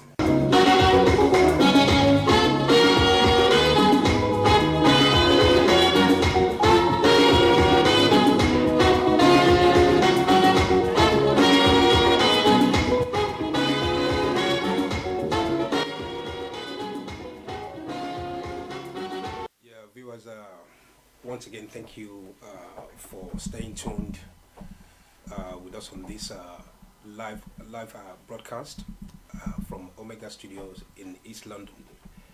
With me in the studio is Mr. FEMI, a political analyst, and in the last 1 hour 40 minutes, we've had different topics that we've been discussing, and over the next 20-30 minutes. We are going to continue with our discussion.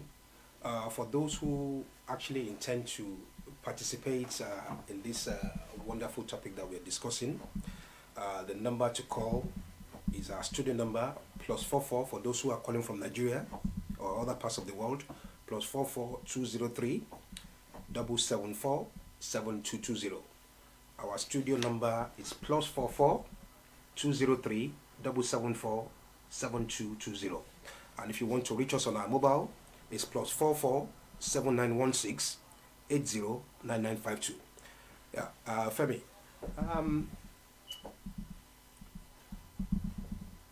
the youths, they are the future of tomorrow. Absolutely. No doubt about that. And whichever way we look at it, as you buttressed earlier, the youths in Nigeria make up about 40% of our population. If not more. Now, I think it's more than now that they believe that they have been marginalized, disenfranchised, Good words. you know, what is your advice for the youths moving forward? Because after all, our youths need to be prepared. They need to show the mindset of somebody who's ready to take over the mantle of leadership. I agree. I agree with you wholeheartedly. And the unfortunate thing is that the terms you use, marginalization and disenfranchising. So you then have to ask yourself the question, where does the fault lie in terms of marginalization? Why are you marginalized? Did you marginalize yourself, or was it that the politicians marginalized you? You're disenfranchised. Is it that you disenfranchised yourself, or is it the politicians that disenfranchised you? So in terms of either of those, let's look at disenfranchisement. If you don't have your PVC, you haven't got a say. How many youth have PVC? They hardly have them. And if they use them, they have them, they either use it because of maybe they need it for ID or something or some purpose. They hardly go to vote. We now have the Americans going into a very historical election. 70 million people plus have already voted.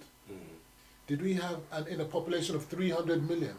Last election, they had 130 million population voted out of a population of 300 million. Yeah, but then again, people are saying the reason why people don't actually come out to vote in Nigeria is because they've lost interest in the direction in which Nigeria is heading. You see, as they always say in Yoruba, that our politicians in Nigeria, it is only when they need the votes of the citizens that they come out en masse to solicit for votes. But as soon as they get into power, that is it. It is see you later. But we now got a situation where the youth and the citizens are saying enough is enough. So if truly, okay. If truly enough is enough, if truly enough is enough, you need to take action now. It's not enough to sit back. The first step was to show that you have the capacity through the protest. The next thing is to galvanize and organize and strategize and then find new leadership. So all those things have to happen. And if they're not done in a coordinated manner, nothing will it will just fritter away and nothing will happen. So they need to keep the engine running, the leg on the pedal must keep going and the fire must keep burning. Femi, with the youth in particular, statistics have shown that in Nigeria, the level of unemployment among the youths in particular, is frightening. It is. We have so many youths who have so much time on their hands, they are so idle, that the only thing we hear in Nigeria now is Yahoo, Yahoo, Yahoo Plus, people going into different cafes to do all sorts of illicit and to commit all sorts of frauds that, does not conform with what you would expect from our youths. And probably that is one of the reasons why, before SARS was disbanded, that they were coming heavily on youths, because automatically a police officer that cannot afford a phone would see a youth carrying a mobile phone of maybe 150,000 naira. What is your advice to youths out there in Nigeria in order to be able to change their orientation, that for them to be part of building a sustainable Nigeria that is fit for 21st century, they need to change their orientation and understand that getting involved in one sort of illegal activity or not, one or the other, is not going to be the solution to Well, we can see already in what happened in Lagos State, for example, with the destruction of all the BRT buses. and now people are queuing up, having to pay damn full drivers extortionate amounts to go to journeys when they could have used the BRT. Yeah. So that tells me that there was an ulterior motive behind that destruction of those BRT buses. You now need to question our security services, okay, that why they didn't have people infiltrated certain organizations to have foreseen the possibility that that would have happened. Not everybody in Nigeria, in Lagos if you like, is happy about BRT. Some people are not happy about BRT because they would have seen it as being, they would have lost some income or some revenue because damn-full drive buses and whatever lost income. Forgetting from that the route. fact that the BRT is there For to solve the majority to solve a transport problem, problems, gridlock yeah, problem, yeah. and so that in the end it supports the majority. Just like when they stopped doing Okada drivers on certain routes for safety reason or whatnot. There's a reason for that, but that means that those Okada people will then go on to do other jobs elsewhere. But then when there's not the enable environment and not the community programs, like I said to you, and things like that to engage those youths to be doing something, then like you said, they're jobless and whatless. Politics is a dirty game, they say. Okay, but the problem we have with politics is that if we only allow the area boys and the local godfathers to be in charge of the politics, then it's no wonder that we get thugs and the likes of the people that we have ruling the entities, where the governors see themselves as demigods. You understand? They think that they can dominate and control anything. A lot of the political killings are sponsored by them. You understand? A lot of the kidnappings are sponsored by them. You understand? So at the end of the day, these are problematic. But what I like to say is that they need to, you know, our elite, when I talk about the elite, I'm not talking about the political elite, because there are many politicians who are not elite. When I talk about elite, as when you come to UK or any other country for that matter, the elite are what you call the cream of the crop. The ones that excelled. Do you understand? When it comes to education, when it comes to business acumen and scientific prowess and whatnot, they are the ones that you see in the position of politics. You understand? Mostly. You understand? You don't find riffraffs. When they come on TV and they want to speak, they can't even put 2 or 3 sentences together. You know. This is a governor? For goodness sake, it's a joke. You understand? I want to hear our politicians, it's not about eloquence. Eloquence is important. Don't get me wrong. But the substance of what you're saying. I remember a governor in the north, they asked him, you know, what minerals do you have in your state? He said, we have Coke Fanta. For goodness sake. This is the kind, I remember back in Zoo, I remember. But what I'm trying to say to you is this is the problem that we have as a nation. We do not put our best foot forward. Okay? Those who are the best stay in the background. I don't want to get involved in politics. I don't want to sully myself. I don't want to dirty myself. Or they're going to kill me. They're going to... You look, be a sacrifice. Be there, you know, die in honor and be a patriot for your nation. If you die, and we want to have a situation where our nation honor those who sacrificed themselves for a better Nigeria. Because isn't that what happened when we were in independence? How many people died for a better Nigeria? For a Nigeria to even become a reality? Do you know the Abba women that were out there that got slaughtered? There's so many people in Onitsha, so many people, so many places that protested for a better Nigeria. living. You understand? So what I'm trying to say to you is that we need our elite, the elite, to step up to the plate at this point in this juncture. Elite within the more mature and within the youth. Because just as you have the rancorous, cantankerous type of youth going over hoodlums, doing all sorts of nonsense, who didn't go to school, didn't do anything, there are those who are quite educated amongst them. We saw them in the protest. Now it's for them to take charge.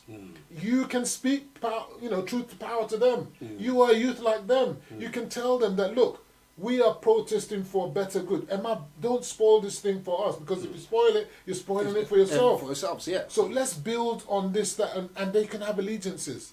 They can, because in every organization, you need your foot soldiers. You need and also it's also a warning to government that government needs to understand that, look, the youth have got the good side, which is the peaceful protesters. They've also got the anarchy and the chaos side. Which one do you want? And Make a choice, But what I'm saying is that they should coalesce together. They should coalesce together, but not to use the anarchy type things, but to say that, look, government, this is a possibility.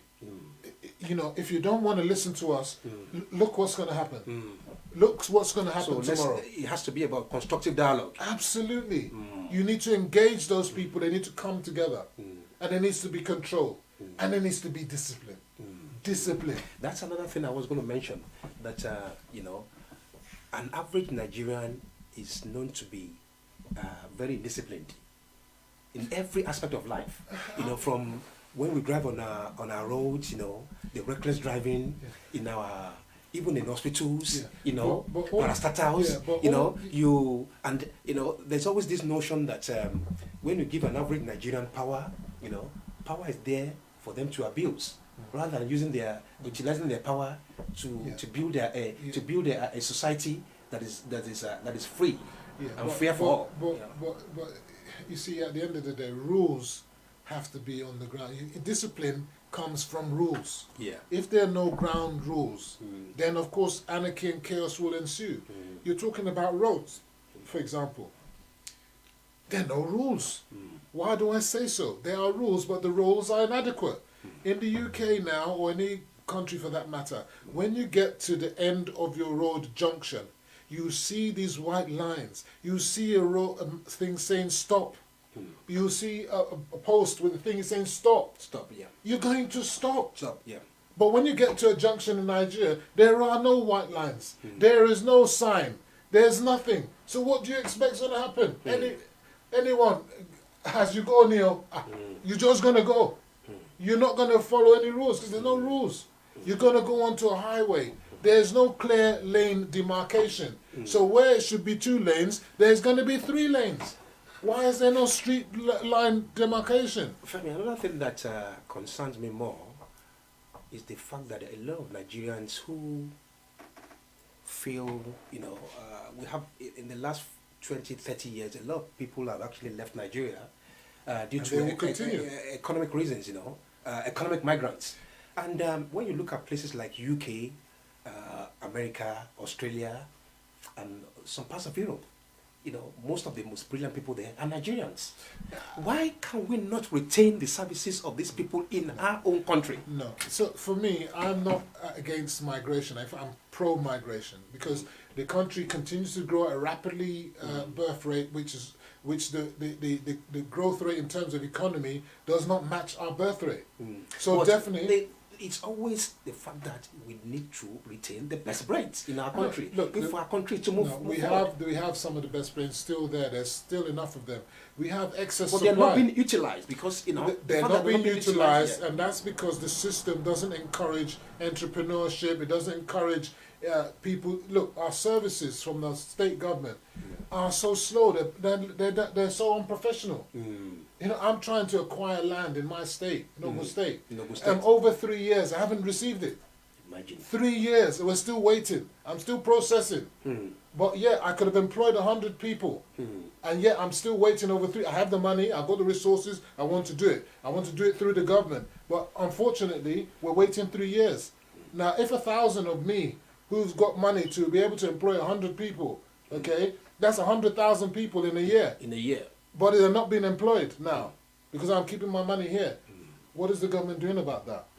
So, but they say they want the diaspora to help. How effective is their diaspora engagement?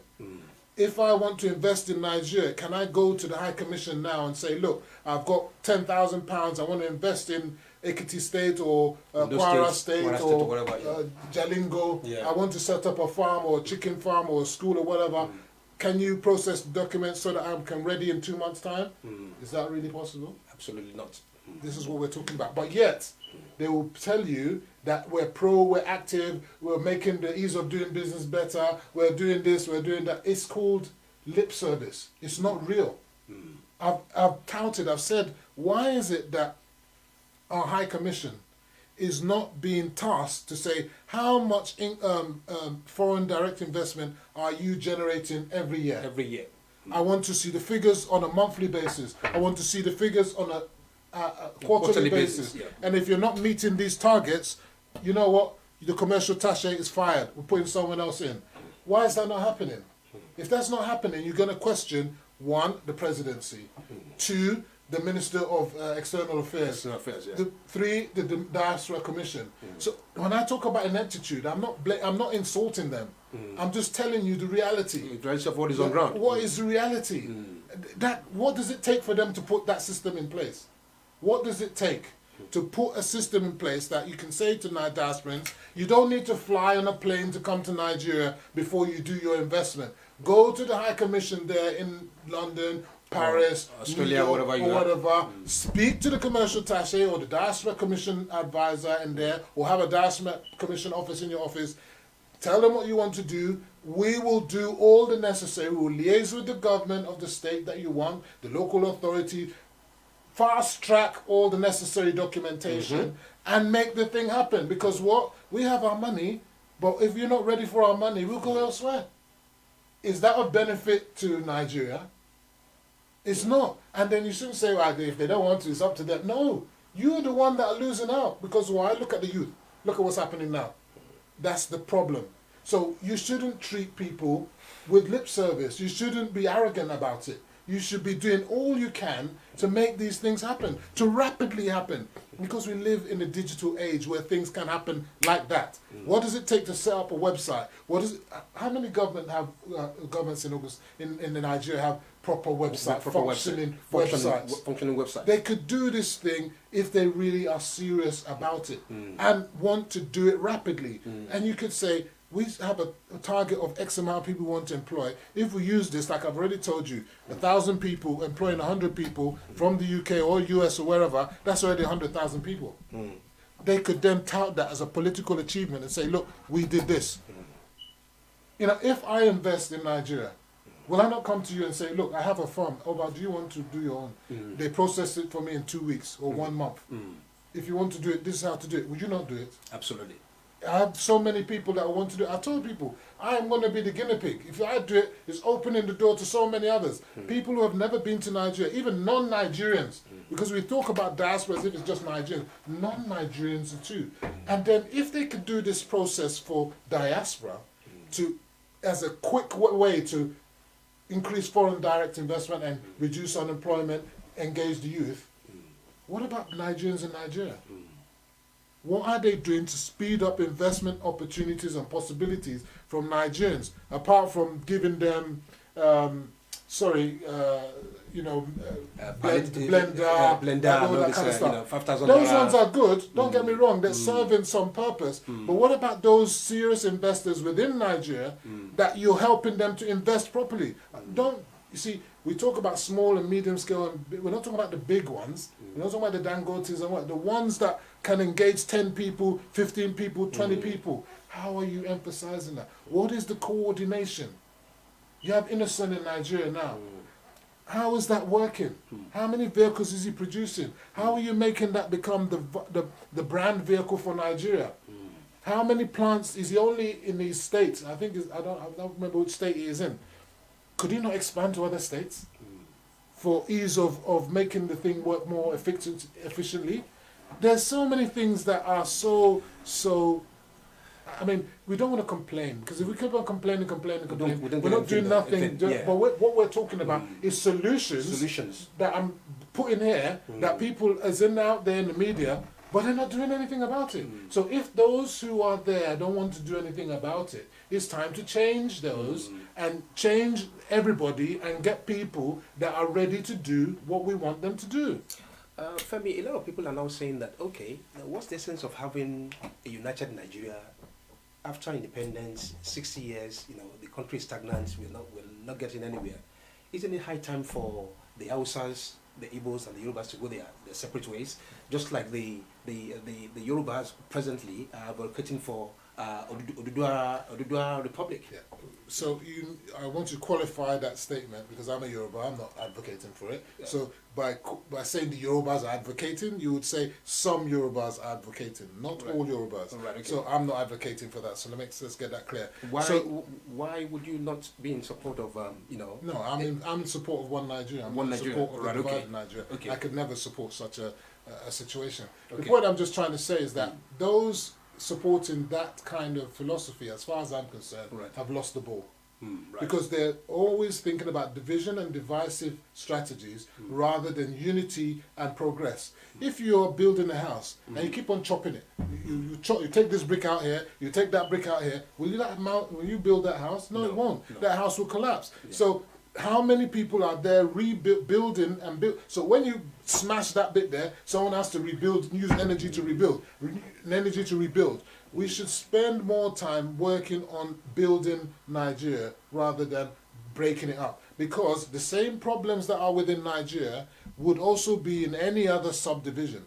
And also it's naive to think that we are Yoruba, Igbo and Hausa. The North is not one homogeneous entity. There are so many different tribes out there. The South is not one homogeneous entity. Yeah, but there are so many people in the South, and it would never work. I think the notion among the Yoruba people. Some of the Yoruba people. Okay, Please some of emphasize that. okay, You some of must the Yoruba. emphasize that. Okay. I think the notion, among some of the Yoruba people is the Northerners have taken over Nigeria, and most of the strategic positions in Nigeria, the Hausa seem to be the ones in charge. Being customs, immigration, head of army. So Navy, all the strategic positions in Nigeria are under the affairs of the Hausa Fulani. Who are the ones complaining? The Joe Public that's on the road protesting, is he concerned whether Borutai is the chief of army staff? He's not concerned about that. Is that going to put food on his table? Really? Is it? No, it's not. Whoever is the head of the Navy, the Army, the Customs... I think the question hold is... on. How many... Let's just get to the truth. Yeah. How many of these politicians or appointees are there, really? Out of a population of 7 million people. How many of them are there? And you say they are controlling Nigeria? Don't forget that these people who are northerners, they're not all Hausa Fulani. They come from different regions, northeast, northwest, whatever. Some of them might be minorities. But because we like to be lazy, we just blanket quote them as all Hausa Fulani. This is kind of inept kind of analysis of what's really happening in Nigeria. There are Yorubas in the army, Igbos in the army, people from Kafanchan, people from Benue, everywhere they're in the army. But so if you look at most of the people who are in high hierarchy, in the army, or in the Navy or Air Force. As I said, it's the prerogative of the Commander-in-Chief to choose whoever he wants. And I'm really non-perturbed. But not to the detriment of people in the South and the East. I don't see it as a detriment. I don't see it as a detriment. If you say that those people whose job is to protect Nigeria from external aggression are not doing their job, then we can talk. Okay. But that is their job. External aggression, not internal aggression. These people that you're talking about. So I keep on saying this is the theme and the ideology of those who are misplaced. They believe that by changing all these people, if you had all of them as Igbos and Yorubas and Hausas tomorrow, will that change the fundamental problems we have in Nigeria today? I tell you, no, it won't. We will still have hunger. We will still have poverty. We will still have no electricity. We will still have bad infrastructure. So I keep telling you, these people are misplaced. They should focus on what the real issues are and then solve those. Solve those problems that are readily solvable than creating another problem to make a mess of the existing problems. Because you're not actually solving these ones, you're adding another problem on top of the problem. Look, Nigerians are our worst enemies. We're not focused on real issues, but we're creating new problems for ourselves. I say again that I'm delighted by the united patriotic fervour of our youth, who did not come there saying we want Indigo. We didn't come here saying we want Biafra or we want Odudua. They came there saying, Nigerians, we've had enough. We don't want SARS and we don't want poverty. We don't want this. We want to solve our problems. Then let's face that. Don't create another problem. So all of you, I'm sorry to say, you're misguided and you're not moving the nation forward in any shape, way or form. Viewers, I think, in view of what my very good friend has been saying in the last 2 hours, we are running out of time, but within the next few minutes, we should be running off today's show. Femi, before we go, in terms of the other sectors, infrastructures, good roads, the health sector, public amenities, and others. Everything in Nigeria is in a shambles. Yeah. How do we get the government to look into these issues critically, to say, look, since independence, we've not had stable electricity, our roads are nothing to write home about. You know, our hospitals, they're not well equipped. Most of our doctors are leaving Nigeria, they're going to different parts of the world. Yeah. How can we have a system that is tolerant and free for all? Okay. How do we have a government that will appreciate and understand the value and what it means to be leaders that are fit for purpose? As I say, the government and the President Muhammad Buhari government are doing so many things which are painful at the moment, and maybe people are not really seeing the effect of what he's doing. For example, they've closed our borders with Benin Republic, and stuff. Although I'm totally not in favor of that per se, but I understand the idea behind it. And what is the idea behind it? That we are an import-dependent country. Okay, everything is being imported. All right, it's being imported. If you want toothpick or whatever, it's all being imported. It's unsustainable. Really, 200 million people have to import toothpick and all this stuff. It's ridiculous, and it must stop. So I can understand that. So what we need to do, really, as a nation, I was a bit saddened, but I understand the reason why government had to reduce the size of the budget. Okay, because lack of income, our own sole source of foreign exchange is oil, and the price has crashed. But I think we need a rethinking of what we're doing now. And we shouldn't be making our budgets based on the value of the naira, or the dollar, and all that nonsense. We need to start looking inwards. Inwards, yeah. What happened during the Great Depression in America, when was it Truman? I can't remember who it was, but they did what they called I've forgotten what it is that he did. He put in a process to create a new, basically, I've lost the term anyway, but we need that basically in Nigeria right now. We need government to invest heavily in infrastructure and all these things to create jobs. Okay, I think it was a New Deal they called it. Okay, and that's what we need in Nigeria now. We need a New Deal, and it has to be a naira-based New Deal. Which people say, that's going to create inflation. That's going to no. And sometimes some inflation is not bad. It's not bad. But what if it's led to creation of jobs? Jobs, yeah. And if those jobs are based on Nigerian products, locally sourced stuff. So if we're doing construction, all the concrete we're going to use is locally sourced. All the asphalt we're going to use is locally sourced. All the iron we want to use, we want to make it locally. All these things, the wood we're going to use, we're going to make it locally. The paint, everything. You want new road, we're going to make it locally. We're going to do transformers, we're going to make it locally. So when they start doing that, that's going to create a massive multiplier effect.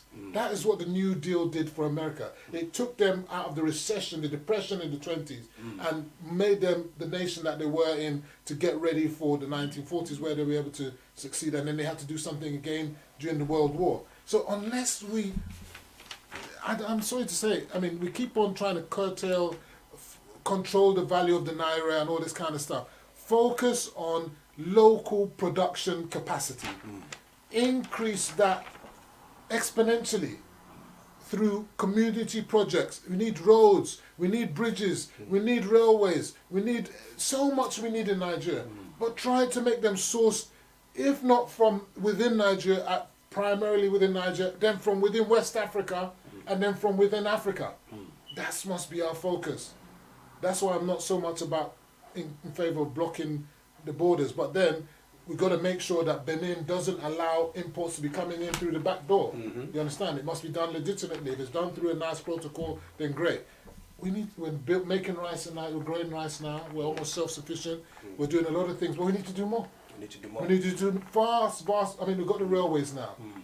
What quantity, what percentage of the steel girders for the railway was being imported from China? What percentage is being made in Nigeria?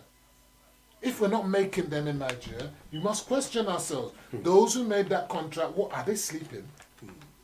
We need to start making girders in Nigeria ourselves, so that when they've built that railway, we can then build an extension. Nigerian made extension standard rail. We got Nigerians are the ones building the railway now. The Chinese might be there managing or whatever, but they're actually Nigerian engineers, Nigerian workers, technicians or whatever doing it. What is stopping us to say, okay, you built Lagos to Ibadan. Okay, we want to do a line from maybe from going to, what's his name? The Dangote's got a factory in Ibeshe. Ibeche, Yeah. yeah. From Wasimi Okay. to do an extension line straight to his factory. Yeah. What's the benefit of that? Those trailers are damaging all the roads in Ogun State. If you have a railway line that goes to Ibeshe, isn't it going to be the cement going to be going straight onto the railway line? Reduce stress on the roads. So these are the kind of things that you ask yourself, why are they not doing it? When we say It's the inept leadership. when we say the trailers are actually damaging the roads, could that be as a consequence of the fact that, we're not spending enough and making sure that the roads are motorable enough? The thing is, I've already explained to you that we don't have the financial resources in any case to maintain the roads. Maintain the road. So what is stopping the roads themselves being concessioned? Why hasn't there been any concession? I find that our government is against privatization or any private engagement in governance or in delivery of service, whereas government can't do it. You can't do it, then you need to open it up. So what I'm saying to you is that the roads maintain the budget is always restrained. The budget is restrained. The government say we can't. Give it to the private sector. And can assure you they will have if you make it favourable enough for them and conducive enough, the terms conducive enough, private sector will come in. And we can see Lekki toll gate. Yeah. Is it not functioning? Is it not working? Is it not generating revenue? Yeah.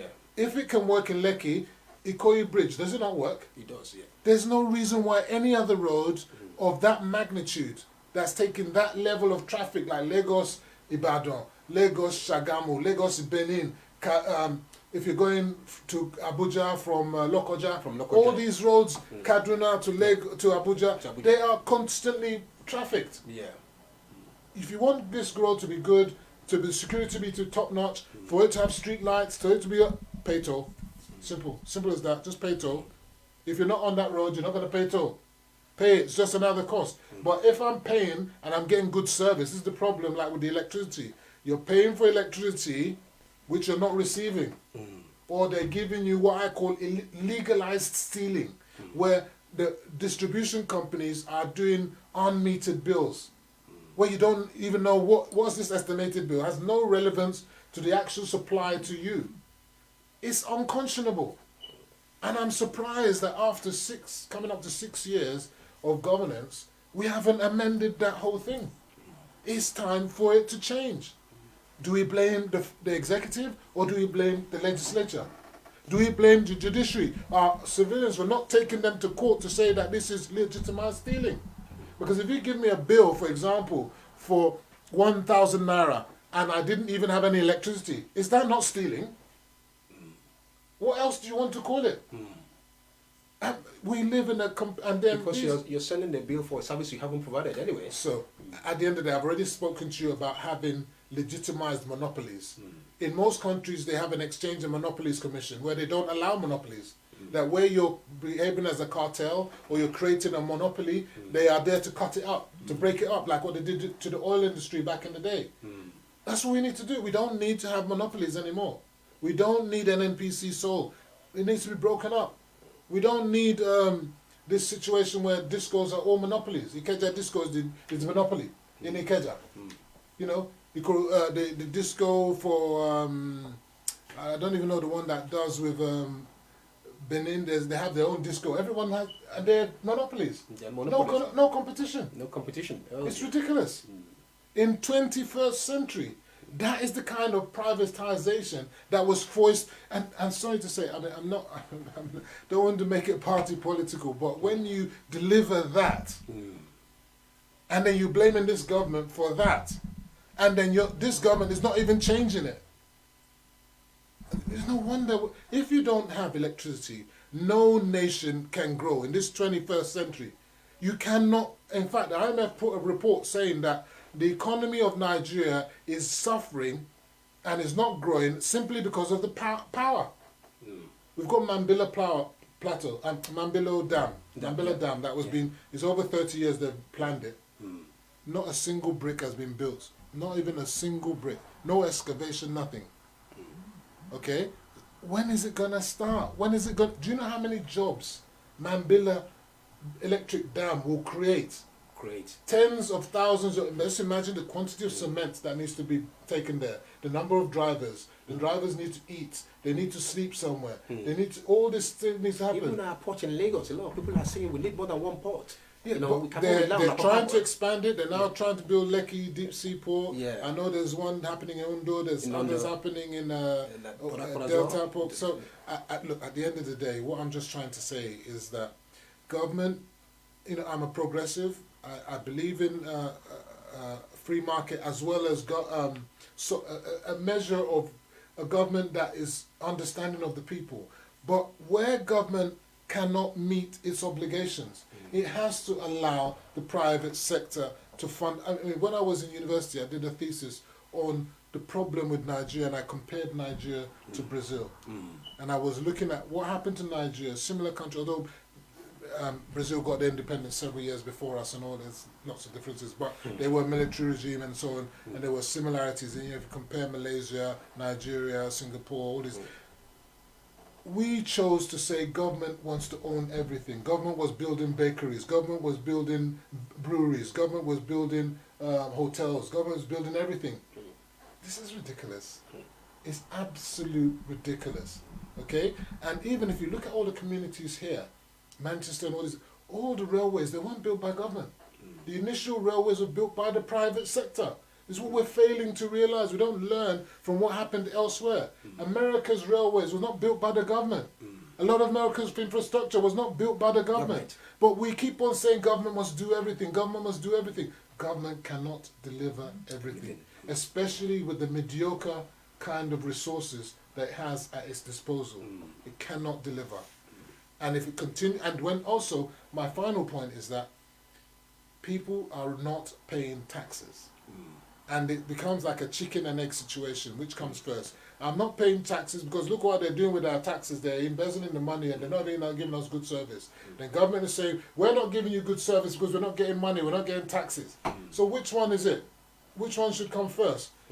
No society, I say again, no society, whether it was the Egyptian society of the pharaohs, the Roman societies of the Caesars, whether it was the Greeks, whether it was the Franco, whichever society built on taxes.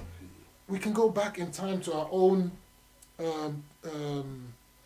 times of the Obas and the Oyo Empire and all. They used to pay tributes to the Oyo Empire. They used to pay royalties. You cannot sustain any government without taxes. So if you're not paying taxes, and I've done, and we can do this maybe on another show, an analysis that the actual taxes in Nigeria are so low in terms of the threshold to pay taxes and the amount that you have to pay. It's not that high. Even Okada drivers can pay taxes. Are they registered? Do they have TIN numbers? Are they registered with their state, local governments? Do you know that individuals pay taxes on their income to the state? And it's companies that pay taxes to the federal government. That's how it works. So if you as an individual are not paying any taxes, what say do you have in your government? In your government. And you're complaining the government's not delivering, but you're not paying nothing to that government, but you want government to give everything for you. This is just having something for nothing. Wow, viewers, I'm afraid that's all we have time for.